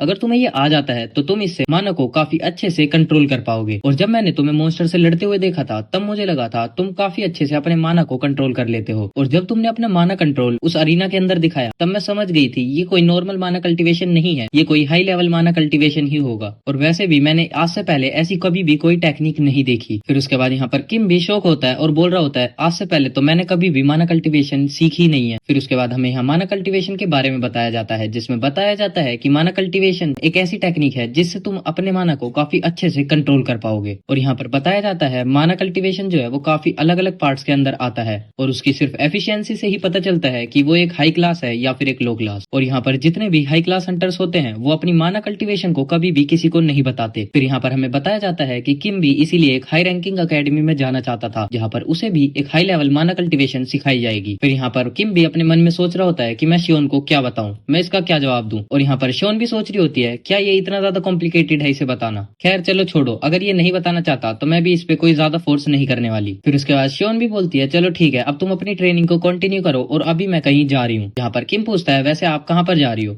फिर शियोन उसे बताती है कि मैं किसी काम से बाहर जा रही हूँ। फिर उसके बाद यहाँ पर किम भी बोलता है क्या काम, वो भी आपको, ये तो काफी ज्यादा सरप्राइजिंग है। यहाँ पर शियोन भी गुस्सा करते हुए बोलती है हे तुम्हें मार खाना है क्या। फिर उसके बाद शियोन बोलती है ठीक है वैसे जब तुम यहाँ से जाओगे तो डोर्स और खिड़कियों को अच्छे से लॉक कर देना। जहाँ पर किम भी बोलता है ठीक है मैं ये सब अच्छे से कर दूंगा। जहाँ पर किम सोचने लगता है यार आखिरकार इस मेंटर को हुआ क्या है, ये अभी तक आया क्यों नहीं है। और यहाँ पर ये उसी मेंटर की बात कर रहा है जो कि हमें प्रीवियस एपिसोड में देखने के लिए मिला था। फिर उसके बाद हमें शियोन को दिखाया जाता है जो कि अभी के टाइम पर काफी ज्यादा ब्लश कर रही होती है और बोल रही होती है क्या मैं इतनी ज्यादा वेली हूँ कि मेरे पास कोई काम ही नहीं रहता। फिर उसके थोड़ी देर बाद किम अपना लेक्चर लगाता है जहाँ पर उसे बताया जाता है कि माना क्या है। जहाँ पर बताया जाता है कि ये जो माना है ये कुछ लॉ के हिसाब से बंधा हुआ है और जो भी लॉ को तोड़ता है और लॉ के खिलाफ जाता है वही माना होता है। फिर उसके बाद हमें यहाँ पर दिखाया जाता है इस लेक्चर को सिखाने वाला आर्कमेज मर्लिन है। और यहाँ पर मर्लिन उसे बता रहे होते हैं अगर तुमने माना को अच्छे से सीख लिया तो तुम अपने माना पर काफी अच्छे से कंट्रोल कर लोगे। और यहाँ पर किम भी सोच रहा होता है अगर ये ऐसा ही चलता रहा तो मैं अपने माइंड को बिल्कुल लूज कर दूंगा क्योंकि ये जो लेक्चर है ये हर लेक्चर से बिल्कुल डिफरेंट है। फिर उसके बाद मर्लिन बोलता है अभी के लिए तुम्हारा लेक्चर यहाँ पर खत्म होता है। और किम यहाँ पर शौक होता है और बोलता है क्या इतनी जल्दी ये लेक्चर खत्म भी हो गया, और ये लो जिसको आना था वो आ भी गया। फिर हमें दिखाया जाता है कि उसका डेली टास्क वापस से आ चुका है जहाँ पर उसे बताया जाता है कि अब उसे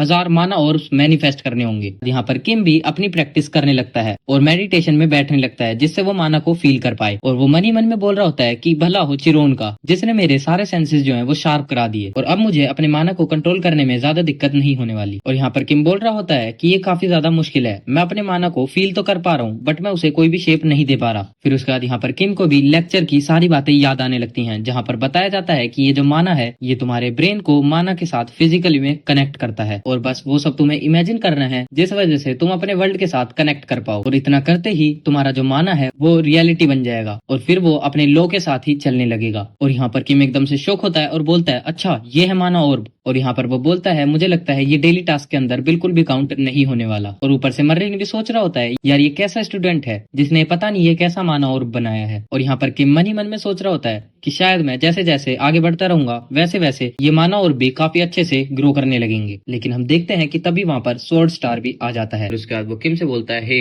इधर सुनो। जहाँ किम पलट कर देखता है और बोलता है आप कौन हो, कहीं आप स्वॉर्ड स्टार तो नहीं हो। फिर उसके बाद स्वॉर्ड स्टार बोलने लगता है मैं ऐसा देखने आया था कि ऐसा कौन सा स्टूडेंट है जो मेरी ग्रैंड डॉटर की अकेडमी में आया हुआ है। फिर उसके बाद यहाँ पर स्वॉर्ड स्टार बोल रहा होता है कि अगर मैं गलत नहीं हूँ तो अभी जो इसके हाथ में है वो एक माना ऑर्ब है और इसने इतनी जल्दी इस माना को कंडेंस करना कैसे सीख लिया। ऐसा करना काफी ज्यादा मुश्किल होता है बट मैं देख पा रहा हूँ कि इसने कितने इजीली इस माना को कंडेंस कर लिया और ये काफी ज्यादा टैलेंटेड है। बट मैं यही सोच रहा हूँ कि इतना टैलेंटेड बच्चा आखिरकार शियोन की अकेडमी में कर क्या रहा है। फिर उसके बाद यहाँ पर स्वॉर्ड स्टार भी अपने ख्याली पुलाव पकाने लगता है और वो बोल रहा होता है कि मेरे को लगता है ये शियो जोन का इस्तेमाल करने आया है। फिर उसके बाद यहाँ पर स्वॉर्ड स्टार अपना ऑरा रिलीज करने लगता है। उसके बाद वो किम से पूछता है पहले तुम मुझे ये बताओ कि तुम कौन हो। जहाँ किम बताता है अच्छा मैं मेरा नाम किम सियोजून है। फिर उसके बाद किम बोलता है, मुझे लगता है आप मिस सियोजून से मिलने आए थे, बट बुरी बात ये है कि वो अभी थोड़ी देर पहले किसी काम के लिए बाहर गई हैं। फिर उसके बाद यहाँ पर स्वॉर्ड स्टार शॉक हो जाता है और सोचता है, क्या इसने अभी मिस सियोजून कहा? फिर ये किम से बोलता है, पहले तुम मुझे ये बताओ कि तुम अभी तक जिंदा कैसे बच गए। फिर उसके बाद यहाँ पर स्वॉर्ड स्टार किम से बोलता है कि तुम अभी तक ठीक ठाक कैसे खड़े हो। फिर उसके बाद किम बोलता है, आपके कहने का क्या मतलब है? जहाँ स्वॉर्ड स्टार बताता है, मैंने अभी कितना ज्यादा अपना ऑरा रिलीज किया, अगर तुम एक एस क्लास हंटर भी होते तो अब तक तुम पैरालाइज हो जाते, बट मुझे देखने पर लग रहा है कि तुम्हें कुछ फील भी नहीं हो रहा।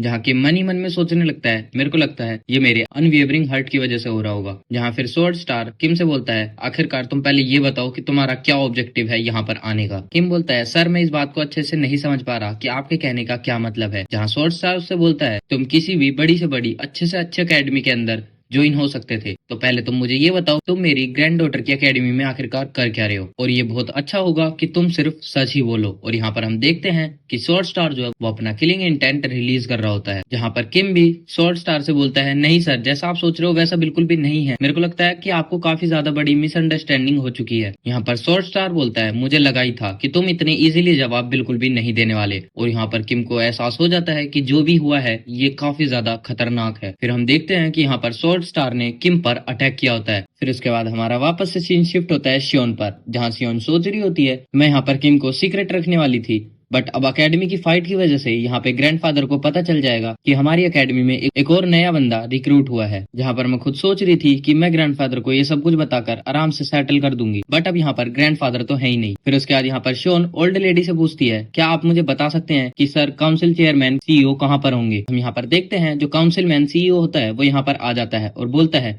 मिस शोन, आपको यहाँ पर देखना तो काफी ज्यादा रेयर है। फिर इसके बाद यहाँ पर शियोन बोलती है, वाह क्या टाइमिंग है आपकी, मैं अभी आपको कांटेक्ट करने वाली थी। जहाँ सीईओ बोलता है, वैसे आप मुझे ये बताओ कि आप मुझे कांटेक्ट क्यों करने वाले थे? जहाँ शियोन उसे बताती है कि मैं अपने ग्रैंडफादर से मिलना चाहती थी। और फिर वो सीईओ बताता है, जो आपके ग्रैंडफादर हैं वो आपकी एकेडमी में आपसे मिलने के लिए गए थे। और इतना सुन के शियोन जो है वो काफी ज्यादा शॉक हो जाती है और उसके बाद वो सीधा अपनी एकेडमी के लिए भागने लगती है। जहाँ वो ओल्ड लेडी बोलती है, पता नहीं अचानक से मिस शियोन को क्या हुआ। जहाँ शियोन भागते भागते मन में सोच रही होती है कि शिट, मैंने अपने गार्ड को डाउन कर दिया, मुझे ये तो पता था कि ग्रैंडफादर कभी ना कभी मेरी एकेडमी में आएंगे, बट मुझे ये नहीं पता था कि वो इतना ज्यादा जल्दी हो जाएगा। और बस मैं एक ही चीज चाहती हूँ जो कि ना हो जाए। जहाँ शियोन मन में बोल रही होती है कि बस वो एक दूसरे से ना मिल पाए। फिर उसके बाद हम यहाँ पर देखते हैं कि किम और स्वॉर्ड सैंड आपस में एक दूसरे को देख रहे होते हैं। फिर उसके बाद यहाँ पर किम शोक होता हुआ दिखाया जाता है और जहाँ पे वो सोच रहा होता है कि जो स्वॉर्ड सैंड है उन्होंने अपनी तलवार को म्यान से भी बाहर नहीं निकाला, बट जो भी मेरे सेंसेज हैं उन्होंने मेरे को काफी ज्यादा डेंजर सिग्नल दिया। जहाँ किम खुद से ही सोच रहा होता है कि जो स्वॉर्ड सैंड है उनको मेरे को मारने का कोई भी इरादा नहीं है। स्वॉर्ड सैंड भी किम से बोलता है, तुम मुझे बताओ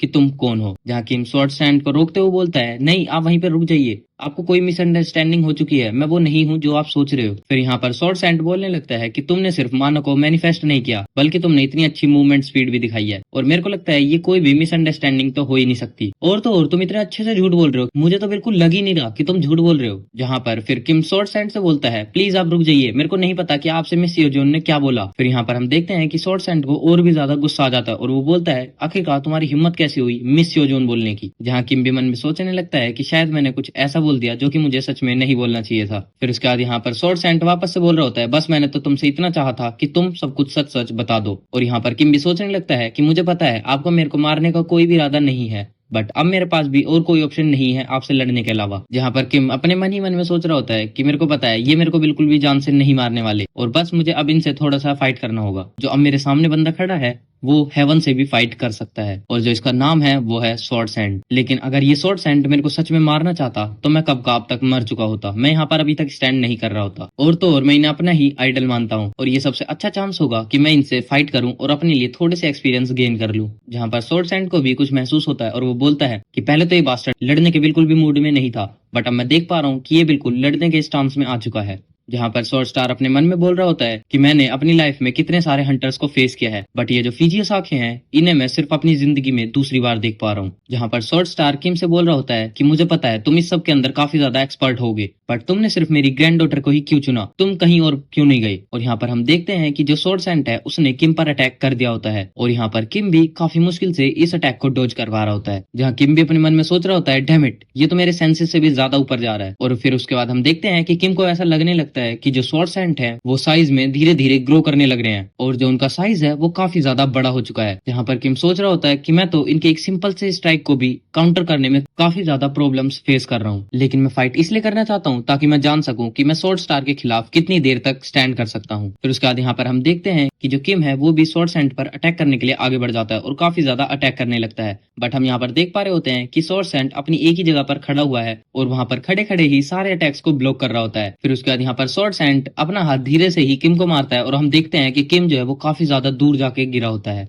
फिर यहाँ पर स्वॉर्ड सेंट वापस से बोलता है बस मैं इतना चाहता हूँ कि तुम मेरे क्वेश्चन का आंसर दे दो। जहाँ किम मन में सोच रहा होता है यहाँ पर कुछ तो गलत हो रहा है, जहाँ मुझसे कुछ मिस हो रहा है और यहाँ पर मुझे थोड़ी सी देर और फाइट करनी होगी, मैं ऐसे बिल्कुल भी इनसे नहीं हार सकता। लेकिन अब मैं यहाँ पर क्या करूँ क्योंकि मेरी एक भी ट्रिक इन पर काम नहीं कर रही। फिर उसके बाद यहाँ पर किम सोच रहा होता है बस मेरे पास एक ही चांस रहेगा स्वॉर्ड सेंट पर अटैक करने का और वो चांस तब रहेगा जब स्वॉर्ड सेंट मुझ पर इजी जाएंगे। फिर उसके बाद हम यहाँ पर देखते हैं कि स्वॉर्ड सेंट भी आगे आ जाते हैं और किम पर एक अटैक करने वाले होते हैं, जहाँ किम भी सोच रहा होता है बस मुझे एक चांस चाहिए ताकि मैं अटैक कर पाऊं। फिर उसके बाद हम यहाँ पर देखते हैं कि किम के मन में लेक्चर रिवाइज होने लगता है, जहाँ मर्लिन बोल रहा होता है कि तुम अपने माना का यूज करो और जो वर्ल्ड है उसे ट्रिक करके दिखाओ और तुम इतना फोकस करो कि जो तुम्हारा माना है वो तुम्हारे फिजिकल के साथ रियलिटी बन जाए। और फिर हम यहाँ पर देखते हैं कि स्वॉर्ड सेंट किम पर अटैक कर देते हैं और किम उसे डॉज कर लेता है। फिर उसके बाद हम यहाँ पर देखते हैं किम ने अपने स्पेयर के अंदर अपना सारा ऑरा इंजेक्ट कर दिया होता है, जहाँ वो बोल रहा होता है कि बस यही मेरा लास्ट चांस है जहाँ पर मैं अपना बेस्ट देना चाहूंगा। फिर उसके बाद ये जो अटैक होता है वो जल्दी से स्वॉर्ड सेंट पर कर देता है। फिर उसके बाद हम यहाँ पर देखते हैं इस अटैक की वजह से यहाँ पर काफी ज्यादा साउंड वेव्स पैदा हो जाती हैं और काफी ज्यादा धूल भी उड़ने लगती है। फिर उसके बाद जैसे जैसे धूल हटने लगती है हम देखते हैं कि स्वॉर्ड सेंट अपनी जगह पर खड़े हैं और किम जो है वो काफी ज्यादा थका हुआ है और अपने घुटनों पर आ गया, जहाँ पर किम बोल रहा होता है सच में यार ये तो काफी ज्यादा दर्द दे रहा है मेरे को। उसके बाद यहाँ पर स्वॉर्ड स्टार किम से बोलता है हे बास्टर्ड अब तुम मेरी बात सुनो, मुझे पता था तुम अपना असली रंग यहाँ पर मुझे दिखाई दोगे। जहाँ पर किम बोलता है क्या असली रंग, आप ये क्यों नहीं बताते कि सबसे पहले आपने ही लड़ाई स्टार्ट करी है, मैंने तो बस अपना काउंटर अटैक किया है। ओहो जब भी मैं बात कर रहा हूँ मुझे और ज्यादा दर्द हो रहा है, बस यहाँ पर मिस योन को आने दो। फिर उसके बाद मैं यहाँ पे पूछता हूँ कि यहाँ पर हो क्या रहा है। फिर उसके बाद हम यहाँ पर देखते हैं कि जैसे ही कि मिस योन बोलता है यहाँ पर स्वॉर्ड सेंट को भी काफी बड़ा झटका लगता है और बोलता है फिर से मिस योन। बट यहाँ पर मैं अपनी रियलिटी बताऊं तो मुझे सच में नहीं पता चल रहा कि ये किस वजह से इतने ज्यादा झटके खा रहा है मिस योन के नाम से। फिर उसके बाद यहाँ पर स्वॉर्ड सेंट अपने फॉर्म में आता है और बोलता है ठीक है अगर तुम ऐसा ही चाहते हो तो मैं ऐसा ही करूंगा और अगर तुम मेरे क्वेश्चन का जवाब नहीं देना चाहते तो तुम यहीं पर मरो और अब तुम्हारे जीने का कोई भी फायदा नहीं है। और यहाँ पर किम भी अपने हथियार छोड़ देता है और बोलता है नहीं भाई अब तो मैं यहाँ पे पक्का मरने वाला हूँ। बट यहाँ पर हम देखते हैं कि तभी एंट्री होती है यहाँ पर श्योन की, जहाँ पर वो आती बोलती है बस अब जो होना था हो चुका, अब सबके सब यहीं पर रुक जाओ। जहाँ पर श्योन स्वॉर्ड सेंट से बोलती है आखिरकार आप यहाँ पर कर क्या रहे हो ग्रैंडपा। इसके बाद हम यहाँ पर देखते हैं कि श्योन सीधा किम के पास जाती है और उससे पूछती है क्या तुम्हें कहीं पर चोट तो नहीं लगी। यहाँ पर किम बोलता है नहीं मेरे को ज्यादा चोट तो नहीं लगी बट हाँ चोट तो लगी है। फिर यहाँ पर स्वॉर्ड सेंट बोलता है कि तुम मर्द कहलाने के लायक नहीं हो अगर तुम्हें इतनी ज्यादा चोट लगी होगी तो। जहाँ पर किम चिल्लाते हुए बोलता है यहाँ पर जेंडर मैटर नहीं करता, ये भी तो देखो मारा किसने है, मुझे स्वॉर्ड सेंट ने मारा है तो क्या थोड़ी सी चोट नहीं लग सकती। फिर उसके बाद यहाँ पर स्वॉर्ड सेंट गुस्से में आता है और बोलता है क्या तुमने अभी कुछ कहा। जहाँ पर किम जल्दी से श्योन के पीछे चले जाता है और बोलता है क्या तुम मुझे अभी भी मारना चाहते हो। यहाँ श्योन शौक होते हुए किम को देख रही होती है और सोच रही होती है मेरे ग्रैंडपा से कोई इस तरीके से भी बात कर सकता है। किम स्वॉर्ड सेंट से बोल रहा होता है पहले तुम मुझे ये बताओ कि तुम मुझे मार क्यों रहे थे और वैसे भी अब तुम स्वॉर्ड सेंट हो तो क्या तुम ऐसे ही किसी को भी मार सकते हो। यहाँ पर स्वॉर्ड सेंट कुछ बोलने तो वाला था बट यहाँ पर श्योन बोल देती है ग्रैंडपा आप बिल्कुल चुप करिए। फिर उसके बाद यहाँ पर श्योन किम से माफी मांग रही होती है और बोल रही होती है मुझे माफ कर दो जो भी सब कुछ यहाँ पर हुआ है। फिर उसके बाद यहाँ पर किम बोलता है नहीं नहीं नहीं तुम्हें माफी मांगने की कोई जरूरत नहीं है, इतनी भी कोई बड़ी बात नहीं है। फिर उसके बाद यहाँ पर श्योन वापस से झुककर माफी मांगने लगती है और बोलती है मैं तुमको ये सब बाद में एक्सप्लेन कर दूंगी। फिर इसके बाद किम भी यहाँ की सारी सिचुएशन को समझ जाता है और बोलता है शायद मुझे अब यहाँ से जाना चाहिए। यहाँ से किम जाते जाते बोलता है मेरे को लगता है मुझे अब जाकर सीधा हॉस्पिटल में चेकअप करवाना चाहिए, कहीं मेरे को कुछ हो ना जाए। फिर उसके बाद यहाँ पर श्योन बोलती है तुम्हें टेंशन लेने की जरूरत नहीं है, जो भी हॉस्पिटल की फीस होगी वो हम पे कर देंगे। फिर उसके बाद यहाँ पर शुक्रिया बोलकर किम भी यहाँ से चले जाता है, जहाँ श्योन पीछे खड़े होकर सोच रही होती है थैंक यू तुमने यहाँ की कंडीशन को अच्छे से समझ लिया। श्योन पीछे मुड़ती है और स्वॉर्ड सेंट से बोलती है ग्रैंडपा मुझे आपसे कुछ बात करनी है। जहाँ श्योन मन में सोच रही होती है पहले मैंने सोचा था मैं इनको सिर्फ आराम से समझा दूंगी बट अब मुझे सब कुछ सच सच बताना ही होगा। जहाँ स्वॉर्ड सेंट श्योन से बोलता है कि मुझे लगता है वो काफी ज्यादा सस्पिशियस है तो तुम उसके ज्यादा पास मत जाओ। जहाँ श्योन बोलती है वो बिल्कुल भी सस्पिशियस नहीं है। फिर उसके बाद यहाँ पर स्वॉर्ड सेंट बोलता है आखिरकार तुम्हारे कहने का क्या मतलब है। जहाँ श्योन मन में सोचने लगती है तुम्हारे कहने का मतलब क्या है, ये वर्ड मैं पिछले 21 सालों से सुनती हुई आ रही हूँ। जहाँ ग्रैंडफादर जो है वो थोड़ा सा ही ऑकवर्ड बोलते हैं और मेरा जो ओपिनियन है उसे बिल्कुल छोड़ देते हैं। और यहाँ तक कि जब मैंने हंटर एकेडमी को स्टार्ट किया था सारे पैसे मैंने अपनी तरफ से खुद से लगाए थे और तो और जब मैं अपनी एकेडमी के अंदर कोई भी नए स्टूडेंट को लेकर आती हूँ, ग्रैंडपा जो है उसे भगा देते हैं। जहाँ शियोन मन में सोच रही होती है मुझे पता है ग्रैंडपा जो है उनको क्यों भगा देते हैं, और मुझे ये भी पता है कि दूसरे पर्सन क्या सोचकर यहाँ पर आते हैं, और इसी वजह से मैं पहले इनको कभी रोक नहीं पाई। फिर उसका स्वॉर्ड सेंट शियोन से बोलता है कि अब जितना भी हुआ वो सब बहुत हुआ, अब तुम जल्दी से सब कुछ पैक करो और फिर कल से तुम यहाँ पर नहीं आओगी। जहाँ शियोन फिर स्वॉर्ड सेंट से बोलती है मैं ऐसा बिल्कुल भी नहीं करना चाहती। जहाँ स्वॉर्ड सेंट भी एकदम से शॉक हो जाता है और बोलता है ये आखिरकार कैसे बोल सकती है, क्योंकि आज की जो शियोन है वो काफी ज्यादा डिफरेंट लग रही है। फिर यहाँ स्वॉर्ड सेंट बोलता है आखिरकार तुम्हारे कहने का क्या मतलब है। जहाँ पर शियोन बोलती है मैं ऐसा नहीं करना चाहती, मैं इसको बिल्कुल भी खोना नहीं चाहती। यहाँ पर ये मन में ही किम के बारे में बोल रही होती है। फिर जहाँ शियोन वापस से रिपीट करती है, बोलती है मैं ऐसा नहीं करना चाहती, आखिरकार मैं ऐसा क्यों करूँ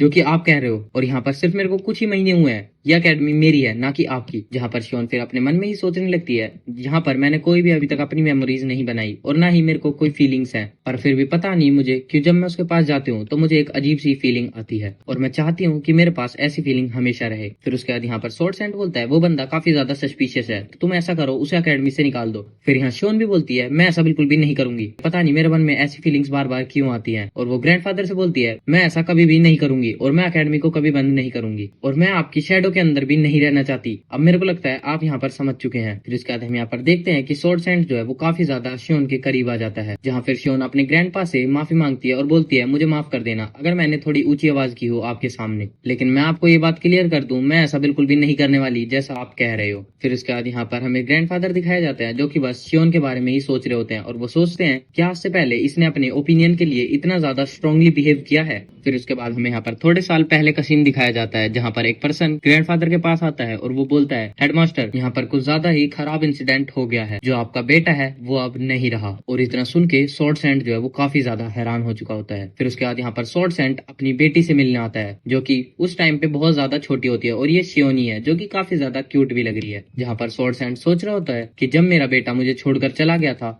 तब शियोन मेरे सामने आई थी और मैंने तभी फैसला कर लिया था कि जो शियोन होगी वो काफी ज्यादा पावरफुल होगी ताकि वो अपने आप को इजीली डिफेंड कर सके, और इसी वजह से मैं इसके लिए काफी ज्यादा स्ट्रिक्टली बिहेव करता था। फिर उसके बाद हमें यहाँ पर दिखाया जाता है जहाँ पर स्वॉर्ड स्टार शियोन से बोल रहा होता है तुम ऐसा कैसे कर सकती हो, तुम जल्दी से खड़े हो जाओ, और अगर तुम ऐसा नहीं करती हो तो तुम हंटर कैसे बन पाओगी। जहाँ पर शियोन उससे बोलती है कि मैं हंटर नहीं बनना चाहती, मैं एक टीचर बनना चाहती हूँ। जहाँ स्वॉर्ड स्टार बोलता है क्या मैंने इतनी ट्रेनिंग तुम्हें इसीलिए कराई थी कि तुम जाकर सिर्फ एक टीचर बन जाओ, और मैं बिल्कुल भी ऐसा नहीं चाहता कि तुम एक टीचर बनो, जो मैंने बोला है तुम्हें वही करना है। मुझे यहाँ पर पता था कि मैं उसको काफी ज्यादा हर्ट कर रहा हूँ, बट यहाँ पर मेरे पास कोई और ऑप्शन नहीं था और मैंने ये सब इग्नोर किया था, और उसके बाद यहाँ पर इसका यही रिजल्ट आया कि शियोन ने भी अब मुझे छोड़ दिया। फिर उसके बाद हमारा सीन शिफ्ट होता है अगले दिन, जहाँ पर किम सुबह सुबह अपने हाथ को घुमाते हुए जा रहा होता है और बोलता है यार सच में कल मेरे को काफी ज्यादा इंजर्ड कर दिया, बट अगर वहाँ पर स्वॉर्ड स्टार मेरे पे इजी नहीं जा रहे होते तो मैं कल वहाँ पर खत्म हो चुका था, और मुझे पता है अगर मैं शियोन वहाँ पर नहीं आती मेरा कुछ ज्यादा ही बुरा हाल हो जाता। जहाँ पर फिर किम सोच रहा होता है मेरे को लगा नहीं था कि मिस शियोन की भी इतनी ज्यादा सैड स्टोरी हो सकती है। फिर उसके बाद हमें पिछली शाम का सीन दिखाया जाता है जहाँ पर शियोन ने किम पर फोन किया था और उस सिचुएशन के बारे में सब कुछ बताया था कि उसका और उसके ग्रैंडफादर का बीच का रिलेशन कैसा है। उसने ये भी बताया था जब पिछले हंटर्स अकेडमी के अंदर आते थे तो उसके साथ ग्रैंडफादर कैसा बिहेव करते थे, बट मुझे यहाँ पर पता है कि उसने मेरे को सब कुछ सच सच तो नहीं बताया, पर मैं उसकी फीलिंग्स को समझ सकता हूँ।